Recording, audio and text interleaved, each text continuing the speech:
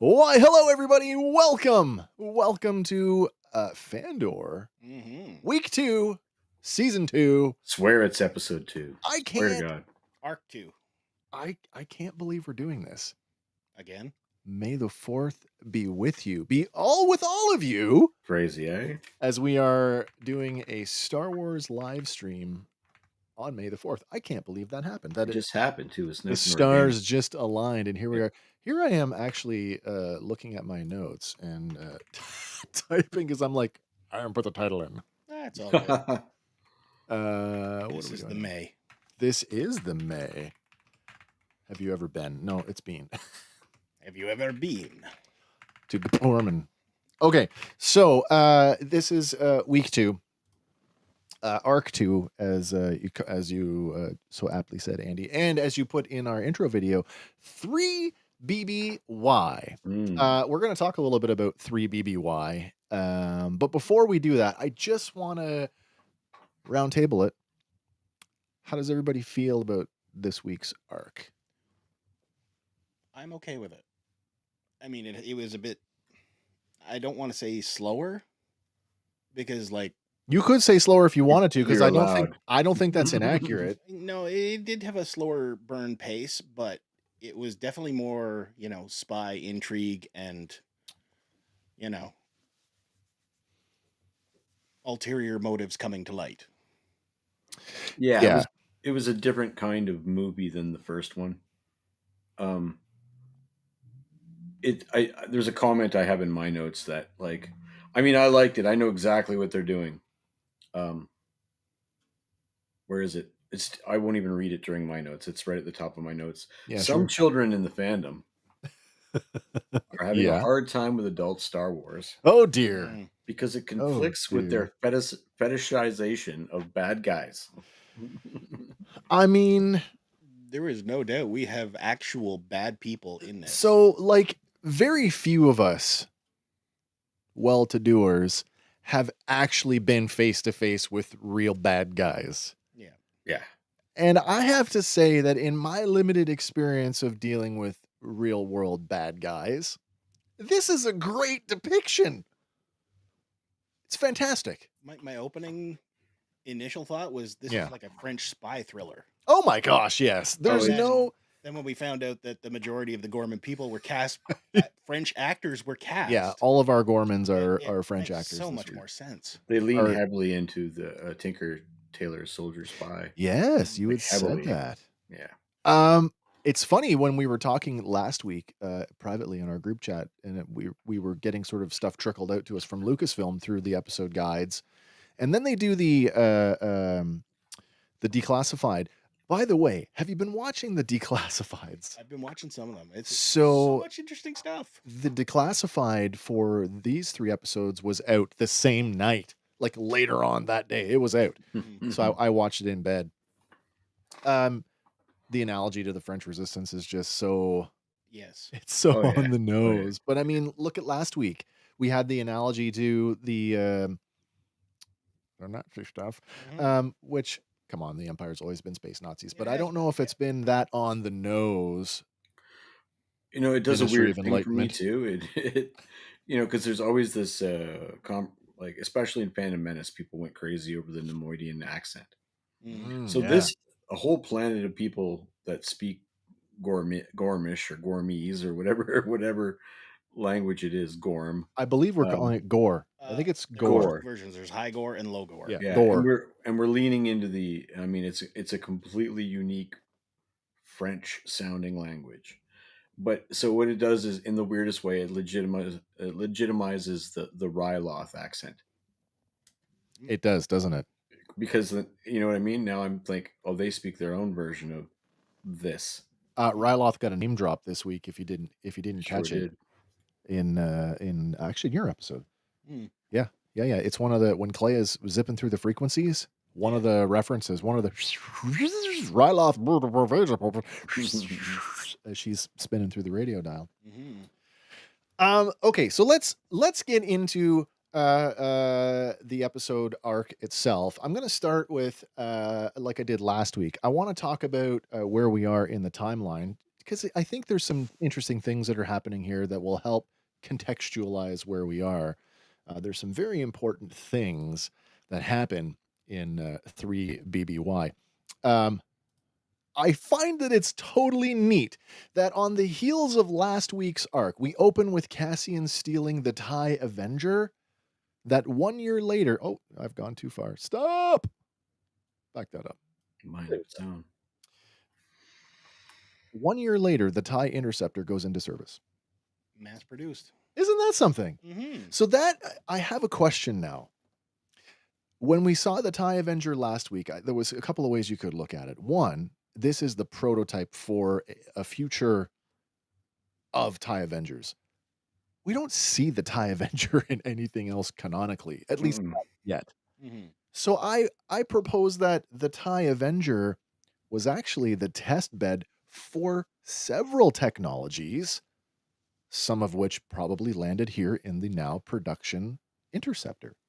So, do you guys recall, and I'm not trying to toot my own horn here, but do you recall when we first got the trailer? Yeah. And I had like a mild argument, and I can't remember whether it was with somebody online or in the chat. It wasn't even an argument, it was just a discussion. And I said that it wasn't an Avenger in the trailer. I was wrong. But I said that it was an Interceptor.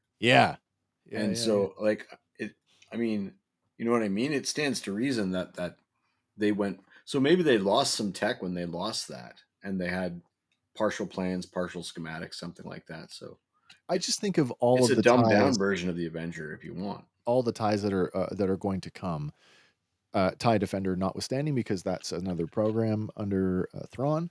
But like the TIE Silencer, the TIE Striker, all of those other TIE variants that have weird and wacky wing configurations, and we've got one that's got a cloaking device, and we have. I was surprised to see the Reaper in 4 BBY in active service. Like it's like.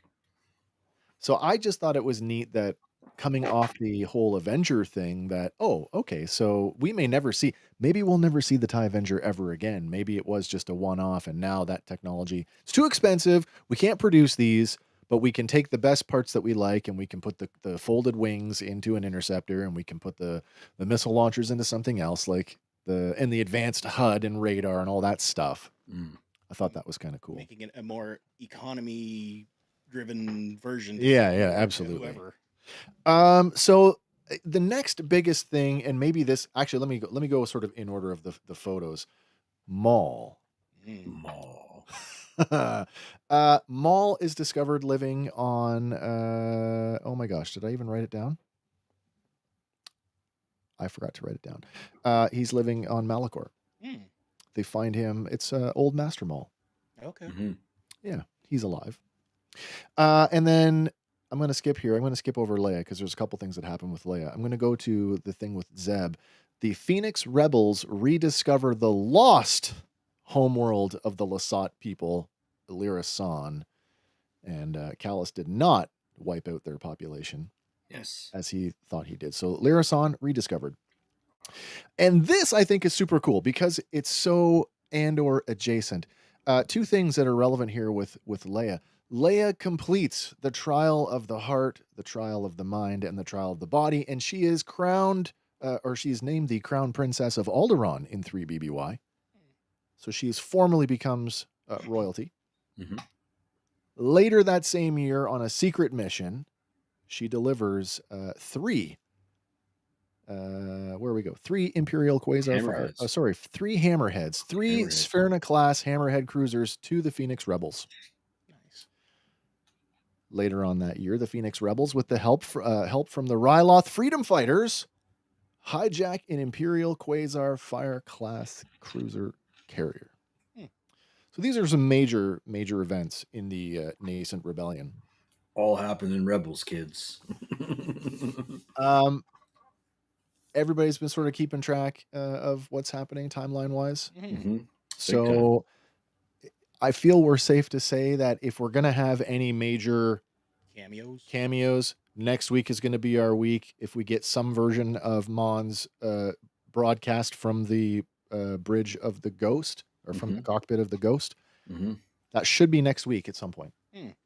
Should be. Anybody got another thought on that? No, I just don't. They might allude to it, but I think they're going to steer away from those type of direct connections. I mean, it doesn't happen in my episode, and if we want to go in order and stuff, but we get a guest appearance from an actor that's an Easter egg, if you will, because it's a character swap or an actor swap. I don't want to get into it too much. I think everybody who's here watching our show knows what we're talking about. If you are experiencing these episodes for the first time through us, stop now. Watch the show. I think it's okay. We can say who it is. That's okay. Okay, so Jimmy Smits looks about 10 years younger. So it's a good choice, but I want to talk about it more in my episode. Yeah, we'll do that. I find it odd that they would, especially with Gilroy saying we're not going to do any gratuitous cameos. No cameos for cameos' sake. And that doesn't move the plot forward one iota. I loved it. It's awesome. If it had been Jimmy Smits, it would have got me even ticklier. But it doesn't move the plot forward at all. So my thought was then it has to be something bigger in the next few episodes that Smits also wasn't available for. Did that not come out this week as well in some of the discussions around one episode?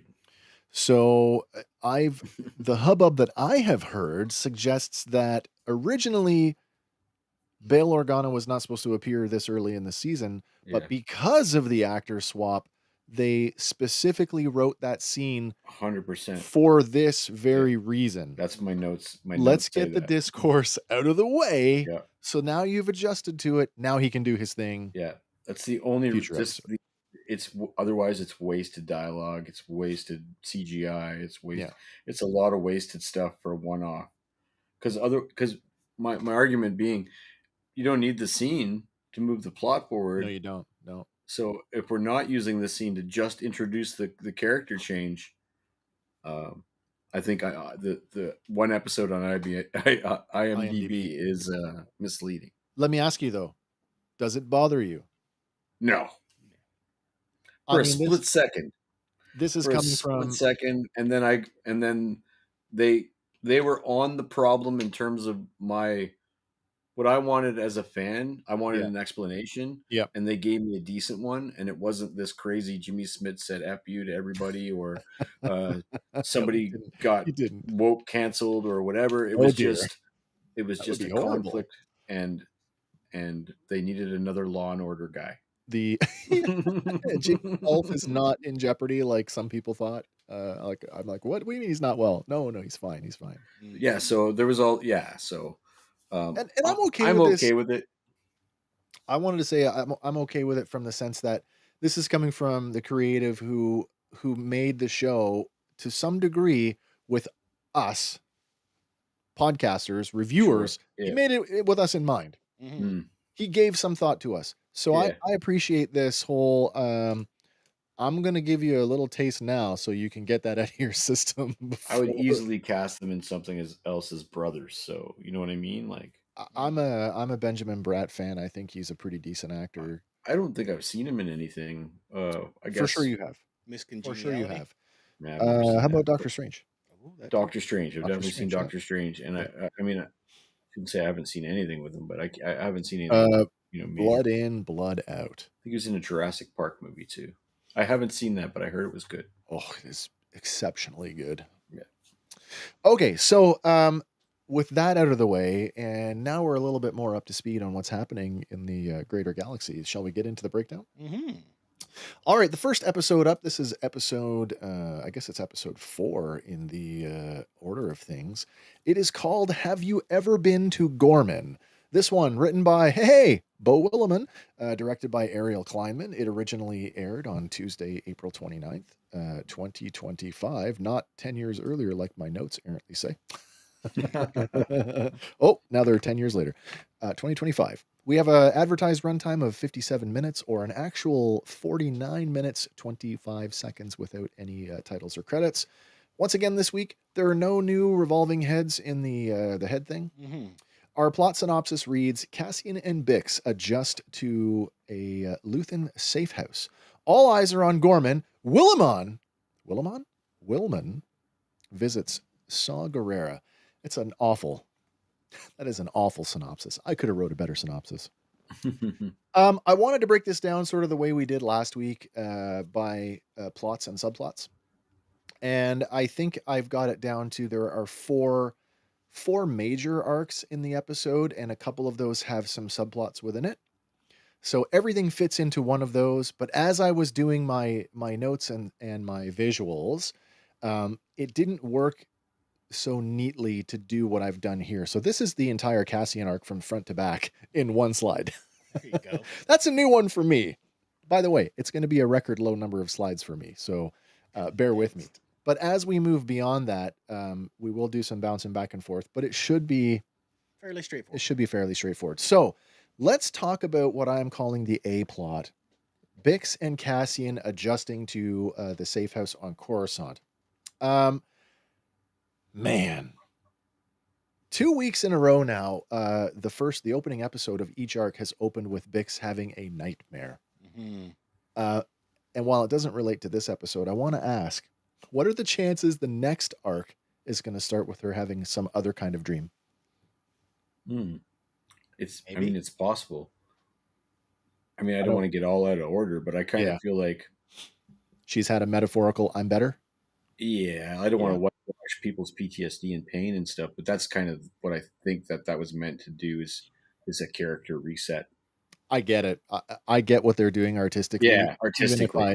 Even if I don't agree with it from a practical standpoint. 100% I don't agree with it, but I think I know what they're doing. One of the things that I thought about this week in terms of their relationship, Bix and Cassian, that is that, oh, hey, we got Ken from Toy Connections. What's up, Ken? Hey, man. Nice to see you. Welcome. What is up? I hope you are up to date on Andor, because as I said earlier, if you are experiencing season 2 of Andor for the first time through us, no. That's how Josh does it. Episodes. That's true. But he has no interest in it. He just likes hanging out with us. That's awesome, though. I love it. I do. I quite like that. Where are you, buddy? Sorry. On that guy. Talking about Bix and Cassian and the dynamic of their relationship, there's a duality, but like I've used the analogy of two sides of the same coin, and there's a lot of parallels in the episode, especially in this episode, not just between Bix and Cassian, but between other characters that sort of counterpoint each other. When it comes to like the Bix and Cassian relationship, it opens with Bix's trauma, and she's still haunted by Dr. Gorst. But then Cassian, through some of the stuff we see, like them having an argument at the dinner table and his whole, what's the difference? He's haunted at the thought of something happening to her again. Mm-hmm. Like here we have on one side, she's like, I'm capable of more, but he's quite resistant to that. Yeah. So it's this weird, like, I don't know if it's a savior complex that he's got going on there or what he's trying to do. Does it kind of double down on the whole Jedi should not have attachments? But there's no Jedi trappings in this. I know, but like, because he is so attached to her, she possibly could be a distraction to him. Like the mission. See, that's going to save her over the mission, right? Speaking from the soldier perspective, family is always a distraction when you're on the mission. Yeah. Always. And that's another interesting thing. Them trying to, I don't want to say play family, but like play at making house. Mm-hmm. Like all the discussion about like, oh, if we're going to keep coming back here, I want to get new dishes and get a little bit homey. Yeah. She wants to dress the place up. there's a thing that we learned this week that is really coming between them, and Cassian has killed somebody off camera in front of her, and that seems to be sort of the stem of their argument. But I also want to know, what do you guys think? I presume the young guy that she sees in the nightmare with Gorst, is that the guy that Cassian killed? Maybe. Yeah, I mean, it's pretty direct. I mean, Gorst makes references to, well, that's what Cassian thinks, that he saw you. Well, yeah, and that Gorst is, in the weirdest way, he's her conscience in that scene. Yeah, kind of. Yeah, he's like speaking these truths vicariously through her. It's like what her mind knows, and they're ugly truths. And so that's the other horrible thing about war, is that those ugly things happen on both sides, I think. So this is also part of her trauma. I think so. The fact that, like, she feels like that instance was on her. It was done on her behalf. Yeah. So that she, I don't want to get way too apart, but the episodes are so interconnected. Val says to another character, "You're going to wear that like skin for the rest of your life," and that's what's happening here.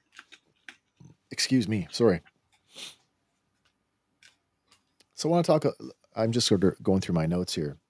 Going back to the parallel thing that I talked about, I kind of got this sort of chess analogy out of this week's episodes, especially in this one, where there's like a definitive hierarchy, and it's like you can almost like point counterpoint as we go down from like top to bottom, or bottom to top, I guess. Like where, and here's the thing, right? Like Bix has obviously done stuff in the name of the cause, but like she's directly sort of like, I would say she's subordinate to Cassian. In the same way that Cyril, who doesn't know what's going on, is doing stuff in the name of the Empire, but is subordinate to Dedra. So like here on some level, Cyril and Bix are sort of point counterpoint to each other. Right. Cassian and Dedra are point counterpoint. And then you have the next level up, and it's like Luthen and Partagaz now / Krennic. They are point counterpoint. And I find that the duality of like, here's what a disorganized rebellion looks like through the lens of this hierarchy, and here's what a very organized subversion. What's the word I'm looking for? The campaign that they're running against Ghorman, how elaborate it is. It's the point counterpoint to the bigger narrative. Right. Which I found just completely fascinating. There's a moment where they, after they have the fight, it's sort of the next day, they decide that they're going to go out, and it's alluded that they've been doing this. They don't say how many times they've come back here, but there's some like talk about like you've been going out for a month. How many other people have slept here, right? Yeah, is I think the line. Right.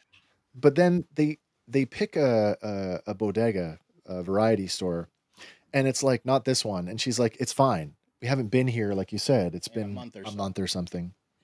And there's a moment where like she really like pulls him back to the here and now. The mission is dinner. Right. It's not who's on the other side of the glass. It's not who's got what cameras looking where. It's dinner. Yeah. And again, something that the show has just done so well about showing us just life. I don't think we've ever gone to the store before in Star Wars. I mean, last episode we saw Cyril bring home groceries, but that was like the extent of it. Oh, that's true. He did bring home groceries. Yeah, but it was already done, right? It was already done and done. Little funny thing, interesting point about the grocery trip, the bodega. The episode guide tells us that the items in the store were collected over a period of 6 months prior to shooting. So there is like 6 months worth of gathering. Let's get these things and repackage them. And there was so much language this week that I went, not doing it. All you need to know, That's some Star Wars groceries right there. There's Star Wars candy over there. There's some Star Wars pop in the cooler. That's all you need to know. So, important question. Where's the blue milk? Was there blue milk? I don't know. I didn't go back. I bet you there was. Cooler. Probably. I bet you there was. Also, every fruit in Star Wars looks like it's either a Meliron or related to a Meliron.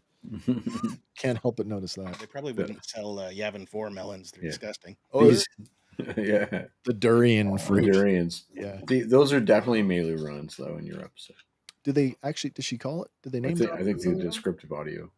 Oh, descriptive audio did some bad things this week. Well, it's not bad. It's the usual, like, inaccurate. Disney must not be feeding them scripts. They must be writing their own. Right. We'll talk about that in a minute. So what happens after the after the bodega thing? We have a moment where Luthen, or agent of Luthen, signals Cassian and Bix with a blinking light on top of another building that they need macro binoculars to actually see, which is apparently the signal to for meet me in the secret place or wherever. It's the chalk on the mailbox. Right. That signal. Yeah. The Cassian signal. Yeah. The rebel signal. Cassian goes to meet Luthen in the secret place, and they have a broad discussion about, have you ever been to Ghorman? What, the place where they make the fabric? No, I've never been there.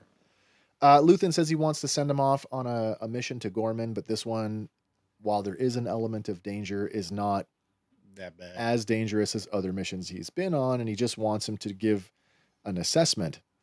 And the assessment is for a man named Caro.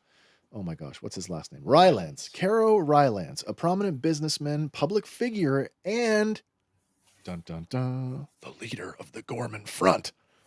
We don't know that at this point. Mm-hmm. All right. Now, the intent of this mission, I believe, and maybe I'm reading into this too much, I believe Luthen wants to know if it's right to bring the Ghorman Front into the larger rebellion that he and Mon are trying to orchestrate.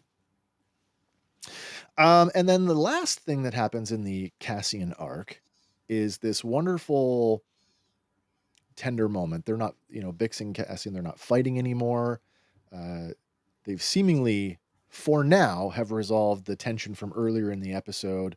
And there's this sweet, tender moment of intimacy. And it's not like traditional, not like sexual intimacy, but like almost like a dance.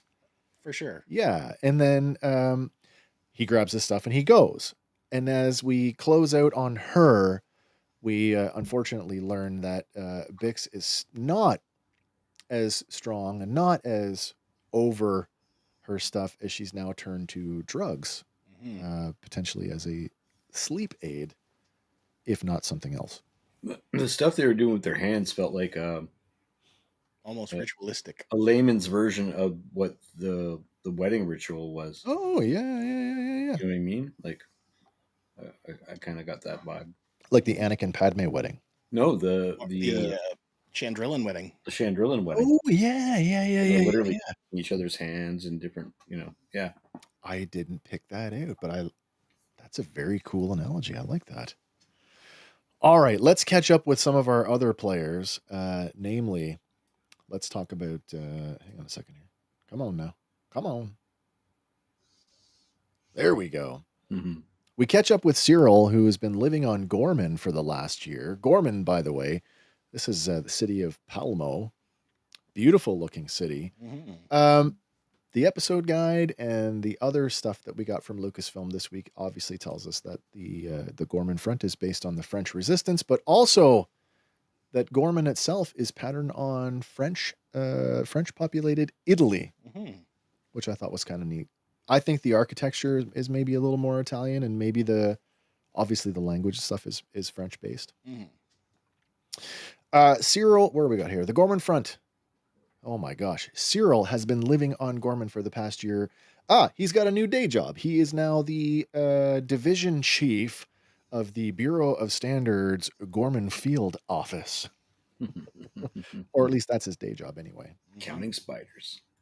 He is aware of the Ghorman Front and has been feeding Dedra intelligence on them as he's able to collect it. Knowing, though, that the comms in his office are tapped, he uses secret holocom calls home to his mother to serve as an indicator that Cyril, might actually be a Ghorman sympathizer in the hopes that they will reach out to him. Mm-hmm. Anybody find it interesting that that the ruse that they've had to play has put Edie right back to where she was? Yeah, because she's still throwing barbs at him. Yeah, because now he thinks, you moved away on me. Now I'm left here all by myself. Yeah, but Edie thinks that they've broken up now.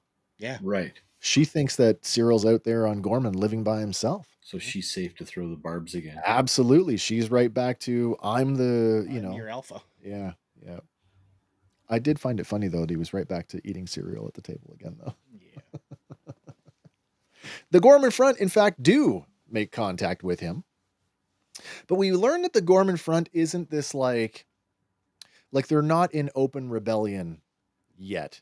They're, at this point, they're more of an ideological movement. They haven't done anything yet. Yeah. In fact, all of their activity has been very much out in the open. And that's really exemplified in this episode by a public meeting. Mm-hmm. They invite him to a town hall meeting under the pretense that Cyril might actually be more than he appears.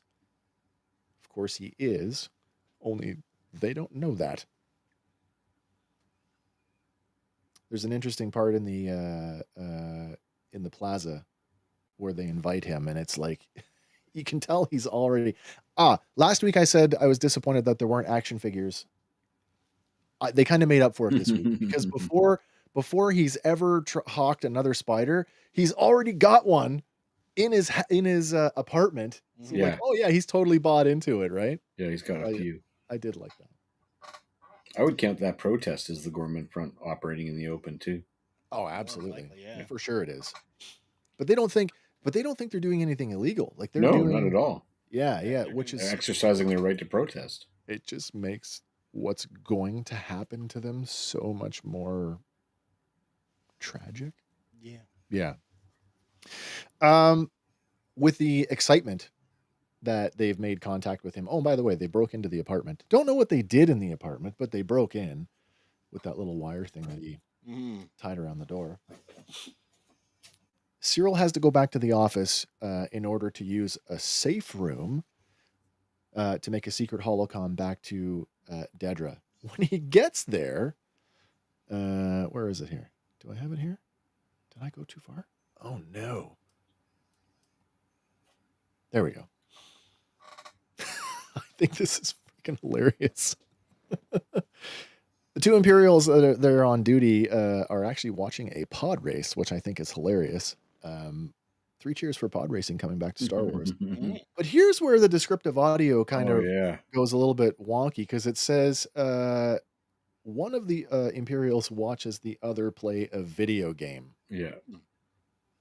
I suppose it could be a video game, but it's one of the best I've ever seen. Yeah, absolutely. And now we've got Star Wars video games within Star Wars video games in Star Wars Outlaws, and none of them look like that. No, they they look like the Atari. Yeah, exactly what they look like. Well, that's not the first time we've had Star Wars video games inside Star Wars video games. No. Care to elaborate? Disney Infinity. It was a game within a game? There was a couple games within the game. But are the games in the game within the Star Wars universe? Yeah. Oh, that's cool. Yep. That's cool. So you can go like little cafes or whatever, and there's little arcade machines, so you play a little sub game within it. Oh, that's very cool. That's exactly what they do in Outlaws. They put arcade cabinets around. Yeah. So there's this whole meeting between Dedra and Cyril, and he is like an earnest, like eager puppy dog. Like, here, I brought you this. He's so happy to feed her stuff, and she is like, save my life. He's gonna need more than that. Which I find that's part of what triggered me to that whole like parallel thing, because he's like, aren't you going to inform Partagaz? No, he'll need more than that. It's the same thing with Luthen. I'm going to send you there. I need more. I thought that was interesting. The very next day, there is a meeting at the ISB headquarters chaired by Partagaz. of the sector supervisors, where we acquainted with some of our familiars like Lonnie Young and who's the other fellow? I can't think of his name. Where is it? Hirtz, I think his name is. Hirt is one of them. I'm going to talk about Hirt in a second, but the other guy, the bald guy, Legret. Thank you, Legret. Yeah. And there's this thing going on in his sector where they've made a bunch of arrests, and in those arrests, Hirt, who has now taken over the Axis file, is quite interested in those. But there's no leads. It's been 10 days and all this like intelligence to sift through, but nobody has an update for him. And that really pisses off Partagaz. What I find interesting here, and it's kind of neat, that Hirt, who was Dedra's assistant in season 1, has now been promoted. He's a full supervisor now. They are now the same rank. And in a way, he's like the new Blevin. Yeah. Although he says he's not interested in glory. No. Which Blevin clearly was. Absolutely. I just find it funny, though, that he's how he went from being the happy-go-lucky or very helpful assistant to it's very clear now that they have an adversarial relationship. It's like that whole thing where you've been working, like, here's your first day of work, you're all happy-go-lucky, 10 days in, or 10 years in, you're a crusty, miserable person. Yeah. You've seen some shit at this point. The Sith train their apprentices to want to one-up them, right? That's true. Partagaz isn't impressed with the speed at which things are happening on this case. Lonnie Young says he believes the Empire is making too many arrests.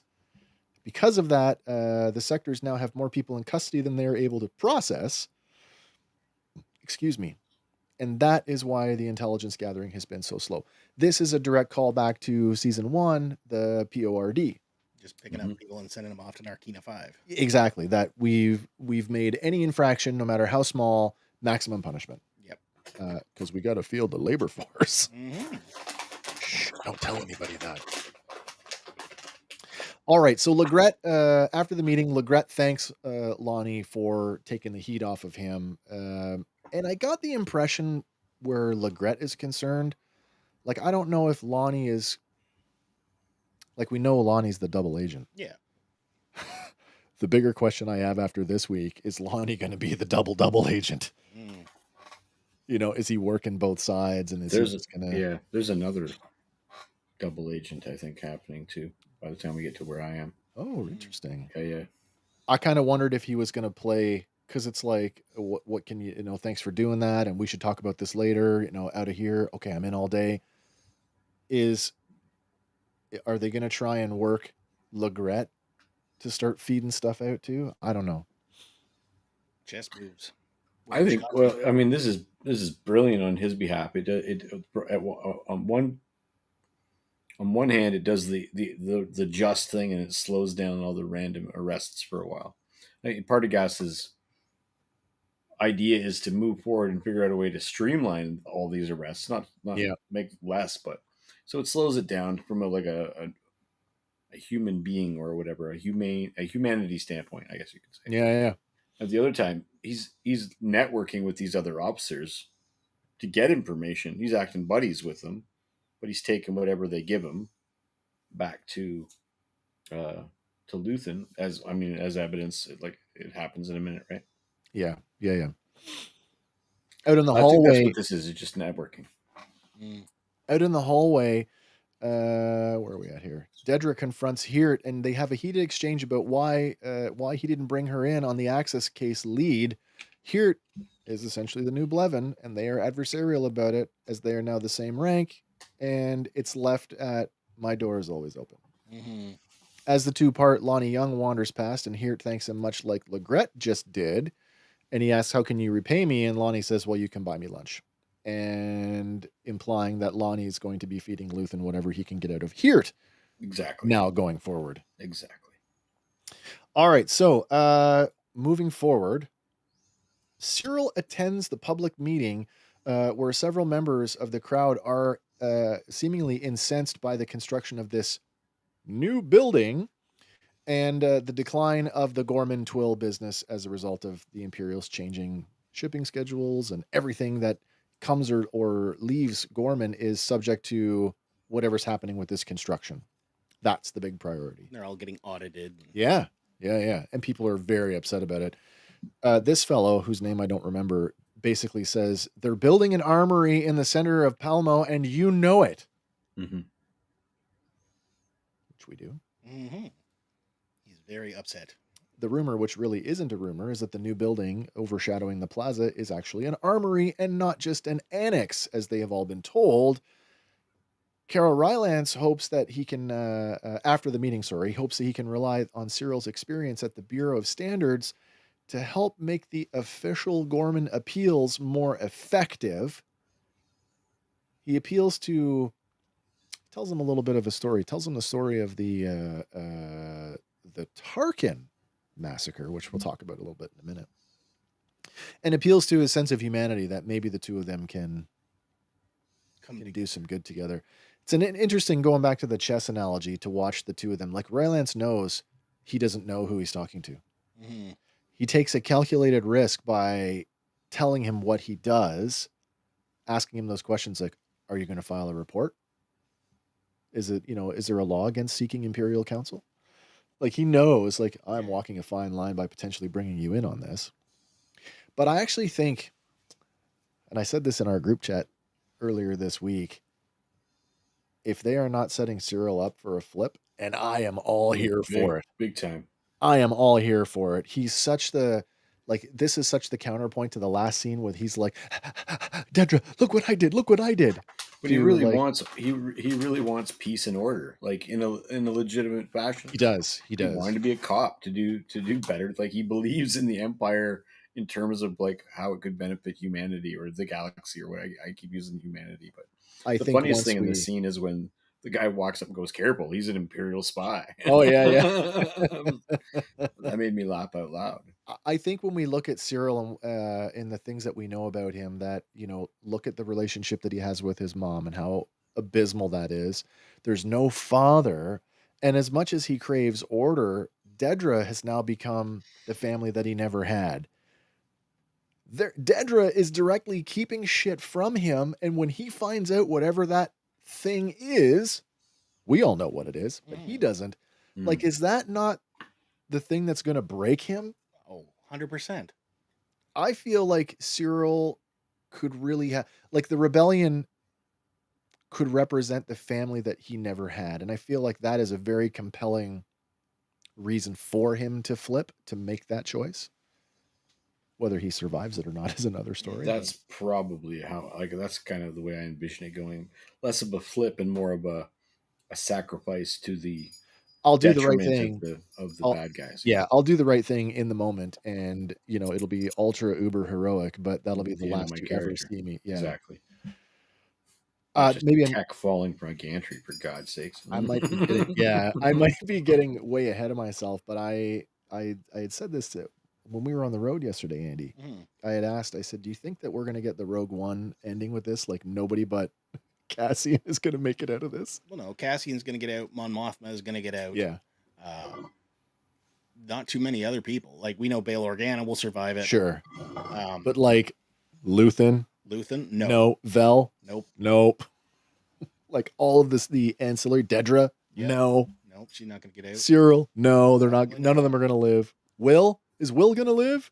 We don't see Will by the time Rogue One rolls around. No. And if he is there, he dies on Jeddah. Yeah. I'm willing to bet that he stays with Saw. Guerrera. Yeah. Oh yeah. That's what I'm willing to bet.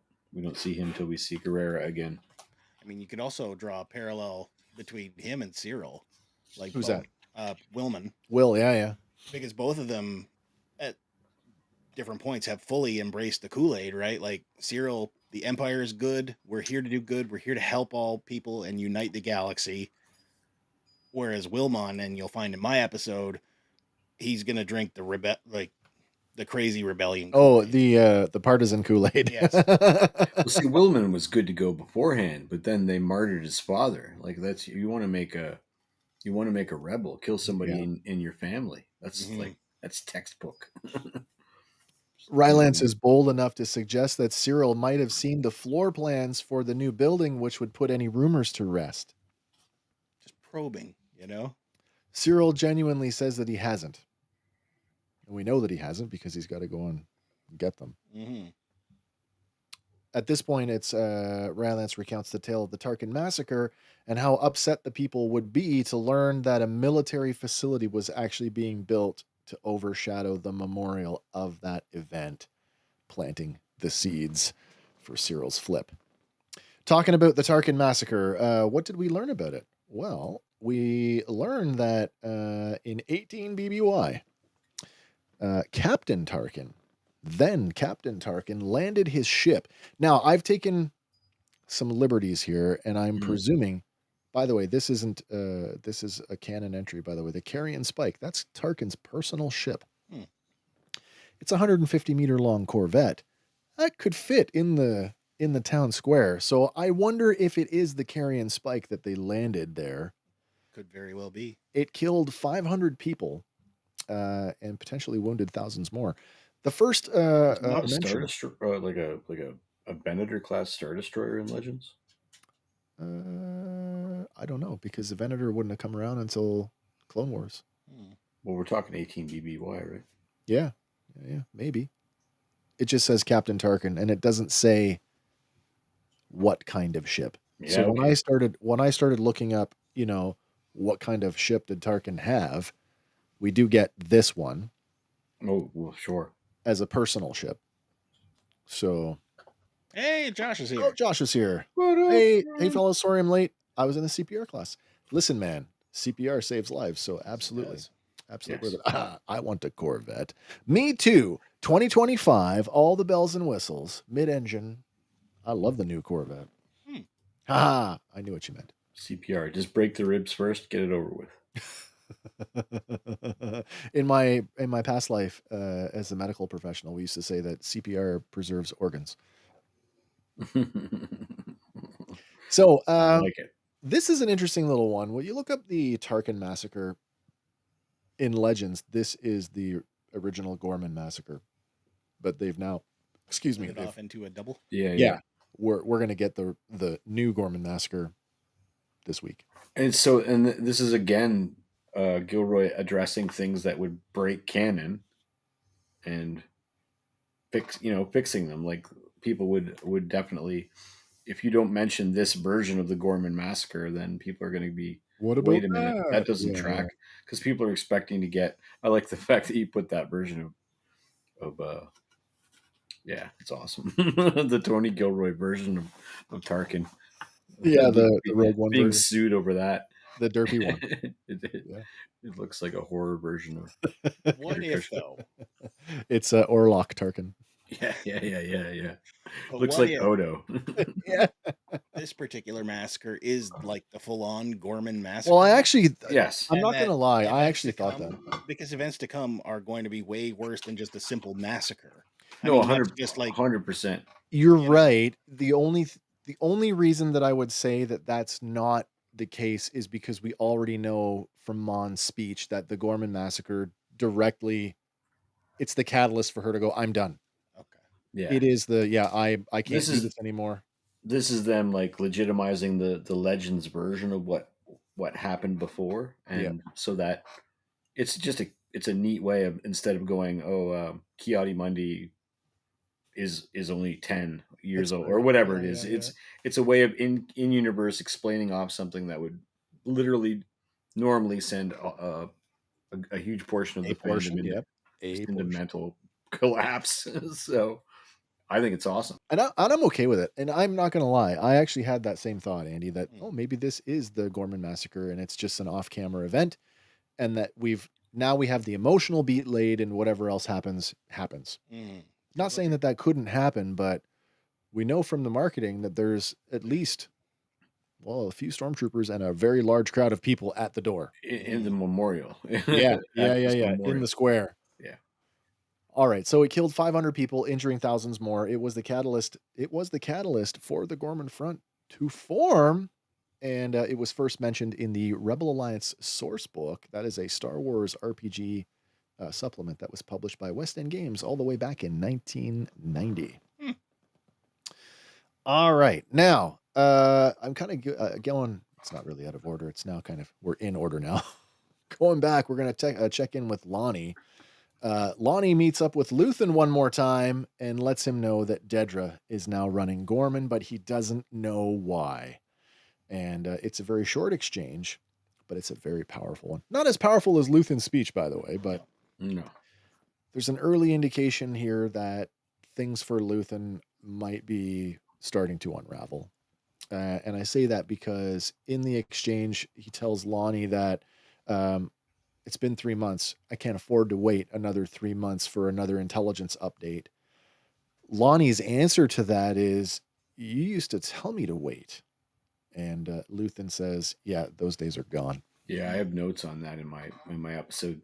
People are taking more risks. They're eschewing their usual protocols left, right, and center. And even Luthen and Kleya, and we start to see that in, I think, Andy's episode. Yeah. Oh my God, yeah. And in my episode. Lonnie owns a DL-44. Mm-hmm. Nice. To know. It's the Greedo killer variant, but yeah, it's still cool. It's on loan from last episode. Yeah, maybe. It could be.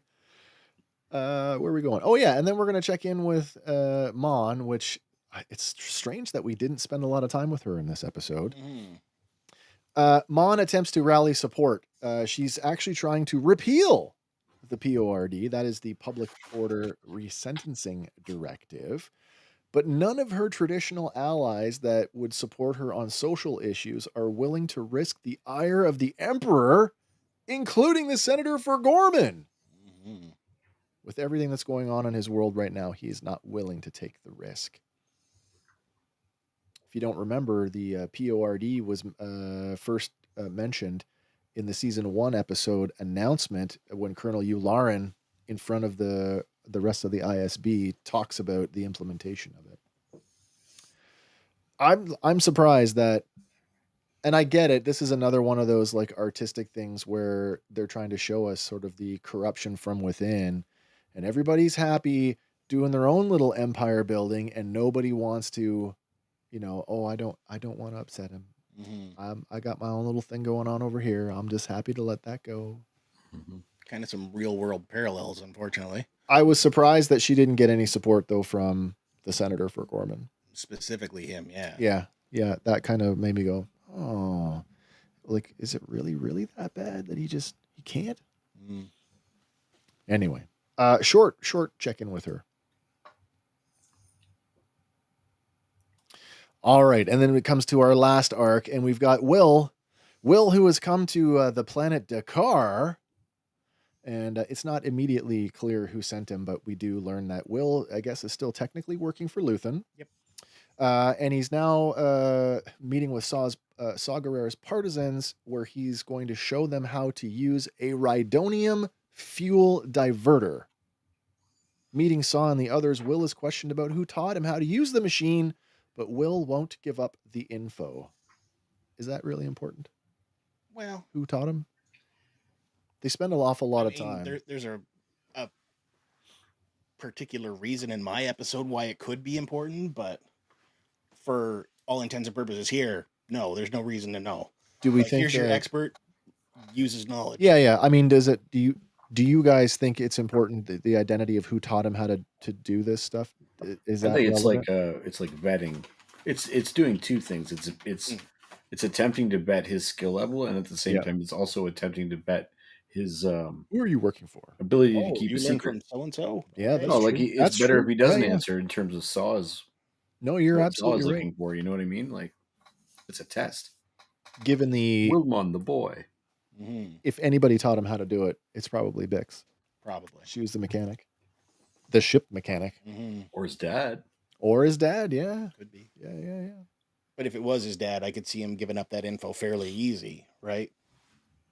That's true. It's a pretty short scene, but in that Saw essentially, he's batshit crazy. Yep. And essentially takes Will hostage. Takes him hostage and says, "What you're going to teach one of my guys, a guy by the name of Pluty, and you're not leaving till he knows. Yeah. You won't leave here until I get what I want." Yep. In this whole interaction, we learn a little bit about Saw. We learn that Rhydonium, which, by the way, we got Rhydonium first came up in what? the Bad Batch? Rebels? No. Rebels. Did it come up Rebels?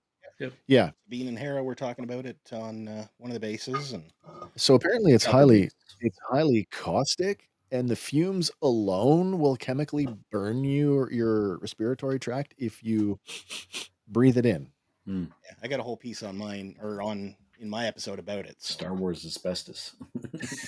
Oh, it's a bit better than that. Well, you had said it in our group chat. It's like, wow, having and I think my answer to your thing, Hank, was, oh, so Saw's been huffing gas. Yeah, essentially. Yeah. So Will is essentially a prisoner of Saw's partisans until he's decided that he is no longer useful or let go. Got one more Easter egg for you from this segment, and I had to borrow some imagery from from some of the marketing. But Dakar, did anybody pick this out without? I didn't get it right away. I did not either. Dakar, yeah, Dakar, of course, is the future site of the Resistance base in The Force Awakens. Yeah, I didn't realize that right away. Oh, really? Yeah, yeah. I just thought, I'm like, oh, is this like the base on? It's even the hangar. That's what I mean. It's the exact same place. Yeah. The real world location for Dakar, it's a former Royal Air Force base. So I mean, it's a perfect location, by the way. Mm-hmm. And then the other one is that freighter. Now we don't get a great look at it in my episode, but it's there. This is actually from your episode, Andy, when they're leaving. I believe that this is a YV-865 Aurora class freighter. You are 100% correct. More commonly, Zygerian slaver. Yeah, the Zygerian slave ship, which I think is kind of cool. That where was that? That was first appeared in Star Wars: The Clone Wars Season 4, Episode 11, Kidnapped, making its live action debut here for the first time. That is, have you ever been to Ghorman in a nutshell? We have now. All right. Let's just keep the whole thing rolling. I'm going to turn it over to our next one. Andy, that's you, buddy. Cool. All right. So let's get rid of your notes here. And yours are already up, so you just got to expand them. Bam. There we go. So my episode this week is titled I Have Friends Everywhere, and apparently I'm sitting on the very last slide already. So I'll just put that back to the first one. That's what we got. So this one also written by Bo Willimon, directed by Ariel Kleiman again. Originally aired alongside episodes 4 and 6. Listed runtime of 57 minutes, but it comes in at a total of 46:06 without the recap, title, and credits. That's a long. That's a lot of extra. But the synopsis this one reads: Cassian on Ghorman, Cyril on Coruscant, Vix failing, Wilman trapped, Kleya has a serious problem. And like you said, as far as synopsises go, they're not. These ones aren't written very well. No, they're very to the point, I guess you would say. But we open this episode back on Coruscant in Luthen's antiquities shop, and we find Kleya scanning through frequencies for any relevant information. And like you said, there is a Ryloth name drop there. Yeah. But she does come across a transmission from the offices of Davos Skulden, where he has discovered that one of his artifacts that he has purchased is a fake. But before she can surmise any more, Luthen enters the room with his morning coffee, I'm assuming, and inquires if there's anything urgent. She replies, not yet. He then says their friend is on his way, meaning Cassian. That's a Cassian? Yeah, okay. Is on his way to Ghorman, I'm assuming, but he's not yet. The wheels are in motion. Yeah. We cut scenes, but before we go there, a couple things to point out in passing in the gallery. It looks like we've got Queen Amidala's crown. Yeah, that's right in the front. I feel like that was sort of the big standout thing. Yeah. I don't think anything else was new. No. We also get a good look at that Wookiee head piece armor. Yeah. And the Shankara stones are back from Temple of Doom. Yeah. So still hasn't moved them. So I don't know why. But elsewhere on Coruscant, we catch up with Cassian on the way to the Nikibon travel agency. And he peers through the window, but seeing no one, he knocks on the window. Some lights pop on, and a door opens, allowing him to enter. Inside, a stern-looking woman appears in a robe and asks what he wants.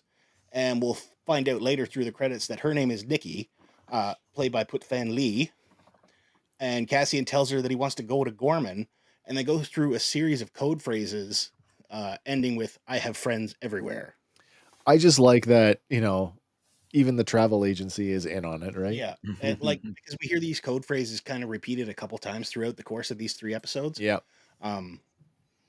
But she calls back into the back, and a tall alien, who is a new species apparently, emerges and stares Cassian down. And we also did anybody else go nuts trying to think, is this something we've seen before? Yeah, I did. Nearly every alien that I couldn't identify in all 3 episodes, because it's like 30 new species. Yeah, I landed on 2 for this guy that neither one are correct. At first, I'm like, is this what the UBs look like without their helmets? But no, that's not right. They all have dark hair. And then like, oh, wait, Arcanians have white hair, but they look like perfect human beings without any blemishes on their skin. So that ruled that out.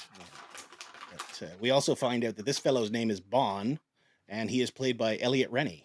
Cool. So because of that, the Nikki Bon travel agency. Yeah, Nikki Bon. Yeah. We're not privy to the full exchange between them, but after Cassian exits the building, he makes his way down a hallway and stairwells, all the while, and what I'm thinking it could be Bon, or possibly someone else, is feeding Cassian information about his new cover identity for the Ghorman mission. Was there anything in the credits about that? About the voice in the recording? I didn't see that. I have a theory, and we may never know this, but the voice has been digitized. Yes. I think it's Kyle Solar. Okay. I think it's Cyril. Like, hey, you're already here. Just read these lines for us. Yeah. Oh, Josh is right. They do keep adding beings. Well, we haven't explored the entire galaxy yet, right? Yeah. And we need more cookies. More cookies. Yes, we got biscuits in The Mandalorian, which we got a recipe for those. We got to make those. Empire biscuits. Wookiees too. There you go. But his new persona is Varian Sky, a fashion designer born on Tahini. And this is the second mention of Tahini in Star Wars, the first being way back in episode 1 of season 1, when he went to the brothel hostess on Morlana 1. Oh, yeah. And because they didn't have the girl from Kenari, yeah, they offer up a lovely lady from Tahini as an alternative. So, a couple more things happen, or to point out here. The name of the travel agency is the Nikki Bon Travel Agency, spelled out in Orabesh. Yeah.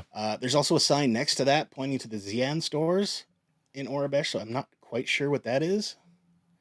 I don't know. But according to the databank, the airline and travel agent graphics were heavily inspired by 1970s travel agencies. Oh man, like absolutely. Yeah. But I'm a firm believer. Like Star Wars looks its best when it looks like the 1970s. Yeah, I just think it's amazing. Outside the agency, we also see an alien down on his luck, which is possibly a member of the Caradian species.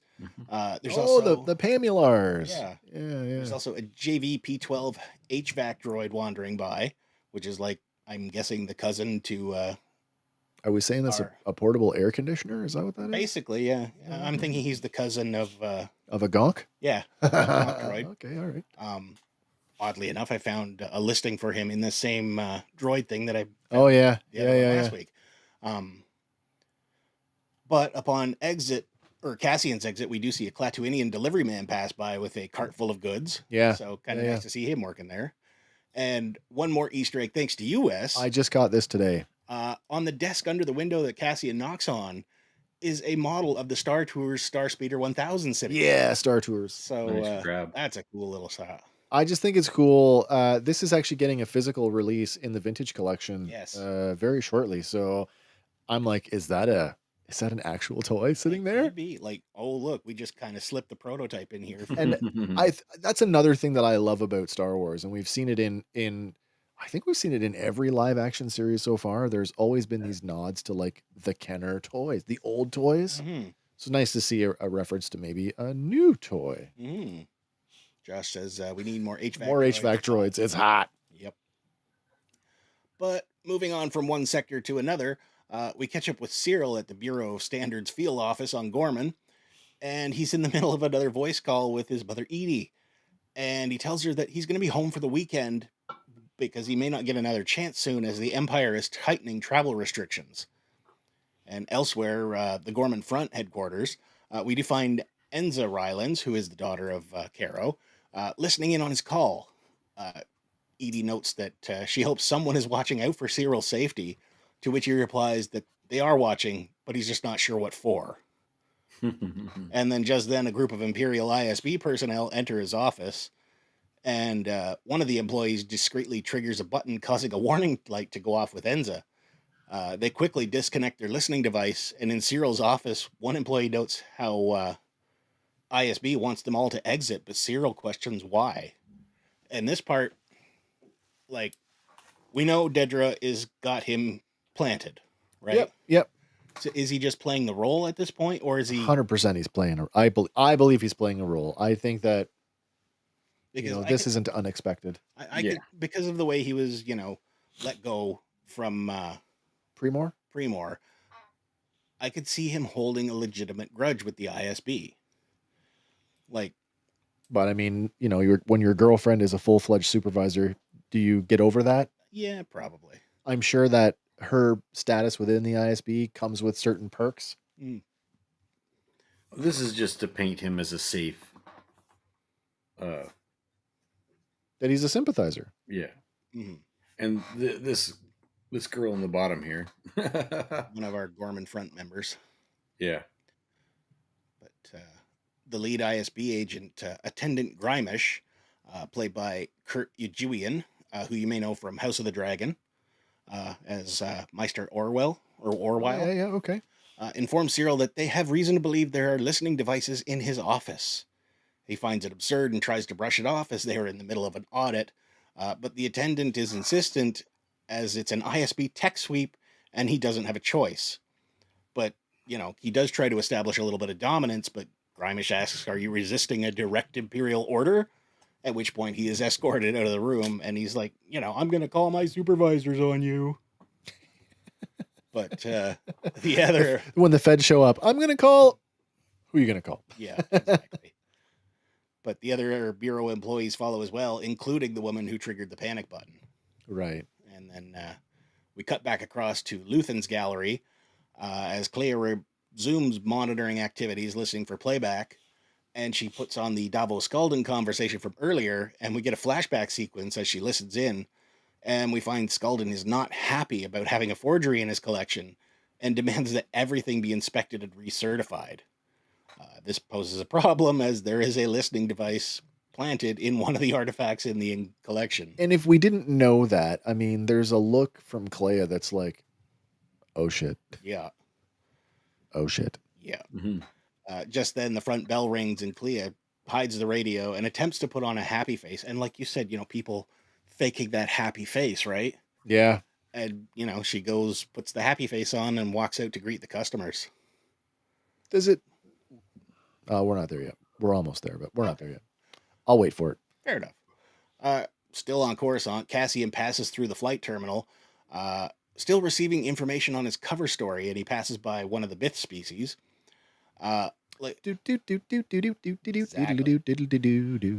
Later on, Cyril returns to his office where the Bureau employees go about setting their workstations back to right as they were tossed by the ISB. And he turns to address the employees that there was indeed a listening device discovered in his office, and thanks to that, all the employees will now have to undergo more scrutiny as well as increased safety procedures going forward. And this is the part which makes me question it. He cries out, "We're bugging our own offices now." Yeah. And then he kicks a piece of equipment across the room and goes in to his little section. But, what's the issue there? He just seems visibly frustrated that, they would find one. And if he's not suspecting the Ghorman Front, he thinks maybe legitimately Dedra could be, monitoring him without him knowing. I believe that this is part of the... No, I believe this is specifically part of the act. This communicates the we part, we meaning the employees who are very obvious. They're Ghormans. Yeah. Somebody is a spy, right? And he's just playing that up like we're now bugging our own offices. Yeah, this is all just to prove to the Ghorman Front that he hates the ISB as much as they do. Yeah. Okay. Yeah. because we do cut right to the Ghorman front headquarters, and Enza brings in a data pad hands it to her father, Caro, played by Richard Samel. You may recognize him from his roles in Casino Royale as Adolf Gettler and Inglorious Bastards as Sergeant Ratchman. But another Ghorman rebel, Dylan, played by Theo Costamarani, he sits on the table, and on the data pad we find all the prior records for Cyril Karn, including his dismissal from Morlana 1. And they discuss his past and smile because they think they've found their in, and simultaneously Cyril exits the bureau having finished for the day. There's a fun little bit of Orabesh here on the data pad, and the text reads Preox Morlana Security, which is where the rebels have obtained this information from. So just doubles down on where they got it from. Later in the evening, though, a compact speeder truck passes by Cyril as he rounds a corner, only to find Enza and her father Cairo there waiting for him. Small point. Cyril is wearing a beret, a French now. Beret. Yeah. He's part of it. He's part of the resistance. When in Rome. Yep. But they tell Cyril that they were worried as they saw the ISB enter the bureau earlier, and Cyril relays that, what happened, and he's clear that he's not happy with the ISB's conduct. And Caro relays that they believe the ISB is running a shadow government without the knowledge of the Emperor. Can we talk about that for a second? That is a huge... okay, the people at the top are still good. I believe a shadow government's going on underneath them without them knowing. So the characterization of the Empire, and I mean in the broadest sense, we've seen it in every property that we've had in the modern Star Wars era, whether it's animated or live action, that all of these people from who was the evil doctor in the Bad Batch? Oh, stupid hand guy. Yeah, so him and Admiral What's-His-Nuts from the first 2 seasons, they all have agendas. Yes. They're all built empire building. They're all doing their little thing. It absolutely makes sense. And didn't occur to me until the line was spoken that, God, there's every chance that they really are trying to run a shadow government. And old Palps is so crafty that he's like, yep, yes, I'll just let you do that. 100%. Yeah, I mean, he's pulling all the strings inevitably anyway. But and it also does lend a little bit of credence to the idea that some people believe in the Emperor, just not what's being done in his name. It kind of almost Jesus Christs him a little. Like they refer to, and this is maybe stretching it a bit, later on in, say, like The Mandalorian, and we're referring to the Remnant, they make a reference to the Shadow Council. Mm-hmm. Right. The Shadow Council. Has this been going on for a long time? Well, that makes sense in terms of being a shadow from the New Republic. Shadowed from them, yeah. But I mean... But I can see him at the top of a shadow government, like, okay, here's my side government, here's my public one. Because he literally is pulling all strings. The Emperor. Yeah, but it just doesn't make sense, though, to head both of them, right? Like, it just... In my episode, Partagaz refers to the military intelligence being separate from the ISB, and I always thought that ISB was military intelligence. Hey, Doug's here. Yo. Asks, is Luthen the whitish Palpatine? No, it's Lutheran. Lutheran. Is Lutheran the white-ish Palpatine? That's a different guy. Yeah. Maybe. But our rebels here, they ask Cyril if they can help the Empire by discovering what various transports are coming and going. So, that kind of doubles back to my thing of him having a little bit of negativity towards the ISB. If they could turn his thought, it could just be somebody up higher running things without the Emperor knowing. But I imagine there's a trillion, not a trillion, but that's an exaggeration, but dozens of little fiefdoms within the Empire that all, this is why so many people are eager to step into the role after he's gone to fill the vacuum of power. For the Empire doesn't necessarily mean for the Emperor at a certain point. But we cut back to the Coruscant. For my rich, posh way of life. Yeah. I can't rock the boat. We cut back to Coruscant at the safe house, and inside we hear the doorbell ring as Bix edges towards the door, blaster at the ready. But following the buzz of the bell, we hear 4 knocks, then 4 more. Apparently code, because she realizes who it is and lowers the weapon, opening the door to reveal Luthen. And she instantly thinks Cassian has been killed. But no, not that. Yeah, no, it's not that. Don't worry. And he tells her that he's just come to check on her and enters the apartment. They banter back and forth, and he tries to raise Bix's spirits, telling her that she's stronger than she thinks. But he does find the vial of the substance she's been using to help sleep and advises her that it works for a while, but eventually the dreams come back worse. So he is taking this stuff himself. Oh, that's certainly implied there, yeah. Yeah, but she parrots his earlier words, "You need me healthy." And it might also imply, since her dreams have been so bad for 2 years, that she's been using a lot longer than we know. Could possibly be, yeah. I never considered that, but no, you're probably right. But you know what? No, I won't say. No, I will. Probably far easier to get in the megalopolis of Coruscant than the farming planet. Oh, absolutely. Sure. They didn't even have Pizzos. But we jump back to Dakar at Saw's bunker, and Pluty is attempting, variation 5 of the 8 different variations under Wilmon's supervision. Variations. Are we talking about fuel mixtures? I'm thinking we're talking about variations on the junction itself, right? Because this valve will connect only to this one. Variations of machinery. Yeah. Oh, that makes sense. You have to unlock it doing this, or you can. I thought we were talking variations like, regular, medium, gold, diesel. It's kind of like a tool with multiple a key to fit multiple locks functions. Oh, yeah, that makes line up. Totally makes sense. This is for this model or make. It's like a multi-tool. Yeah, because it does come up. Pluty, he falters doing it, causing sparks to fly from the training unit. And Wilmon notes, "Oh, good, we're now dead." Yeah. And he knows how difficult learning all variations is and how Saw doesn't understand the complexities of it. But he asks Wilmon, again, who taught you how to do it? Again, he remains silent. And he says, all right, no more questions. And Wilmon says, look, I can't leave until you know what you're doing, so get back to it. Yeah. And then we jump back over to Ghorman, and files flash across Cyril's eyes as he makes up a backup copy of the transport schedules, telling an employee that he'd hate for the ISB to return and accidentally delete information in his absence. He tells the employee, who is played by Anushka Chakravarti, to get the audit back on track and keep security tight. But once she leaves, he removes 2 hollow chips from his computer and slides one of them into his pocket.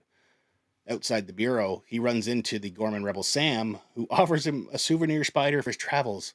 And once they're sure nobody's looking, he slips him the hollow chip, taking the souvenir Gorlectopod, and then they part ways. And another catch from Wes, as Cyril downloads these files, the images that flicker across his iris are very similar to the schematics that pop up on the screen as R2 is searching the Death Star computer schematics way back in A New Hope. So that's kind of neat. It's also reminiscent of when they download R2 to get the plans out of him at the end of the movie. And I think even in that sense, the coloration, like the white, the flicker, is a little, maybe even more closer. Yeah. But like, you're so specific. Like, wow, that is so specific. Yeah, like, the shape is not. Yeah, that just the Empire, right? Like, even to the Imperial emblem, but we cut back to Coruscant, and Kleya meets up with Davos' antiquities advisor Mishko, played by Mia Soterio. You'll know her from Mamma Mia and Eastern Promises. And based on her inspecting a piece with a small Togruta figure atop it, Kleya notes that they thought maybe they could offer it to Davo as a gift, but she advises against it because the authenticity of a different piece in his collection has been called into question, and he is in a rage over it, and everything will be removed after the upcoming party for reappraisal. We get that feeling of a worry that hides behind Kleya's eyes here, legitimately. Before we cut back to the Ghorman front headquarters, where we find Dylan swiping through the transport schedules obtained from Cyril. They deduce that some of the deliveries require drivers with special clearance, and they're eager to relay this to Caro, but Enza tells them, no, we have to figure this schedule out first before we go running off telling them. We jump to outside the front in the Palmo Plaza, and Cassian in disguise makes his way through the corridors and archways towards the hotel. He passes some protesters with a flag. You mean Varian Sky? Yes, Varian Sky. He passes some protesters with a flag, probably members of the front, as well as a tourist played by Anastasia Zabrachuk, who you may know from Rings of Power. She was the Orc Mother. The Orc Mother. Yeah. In the Marvels movie, she was a pregnant Skrull.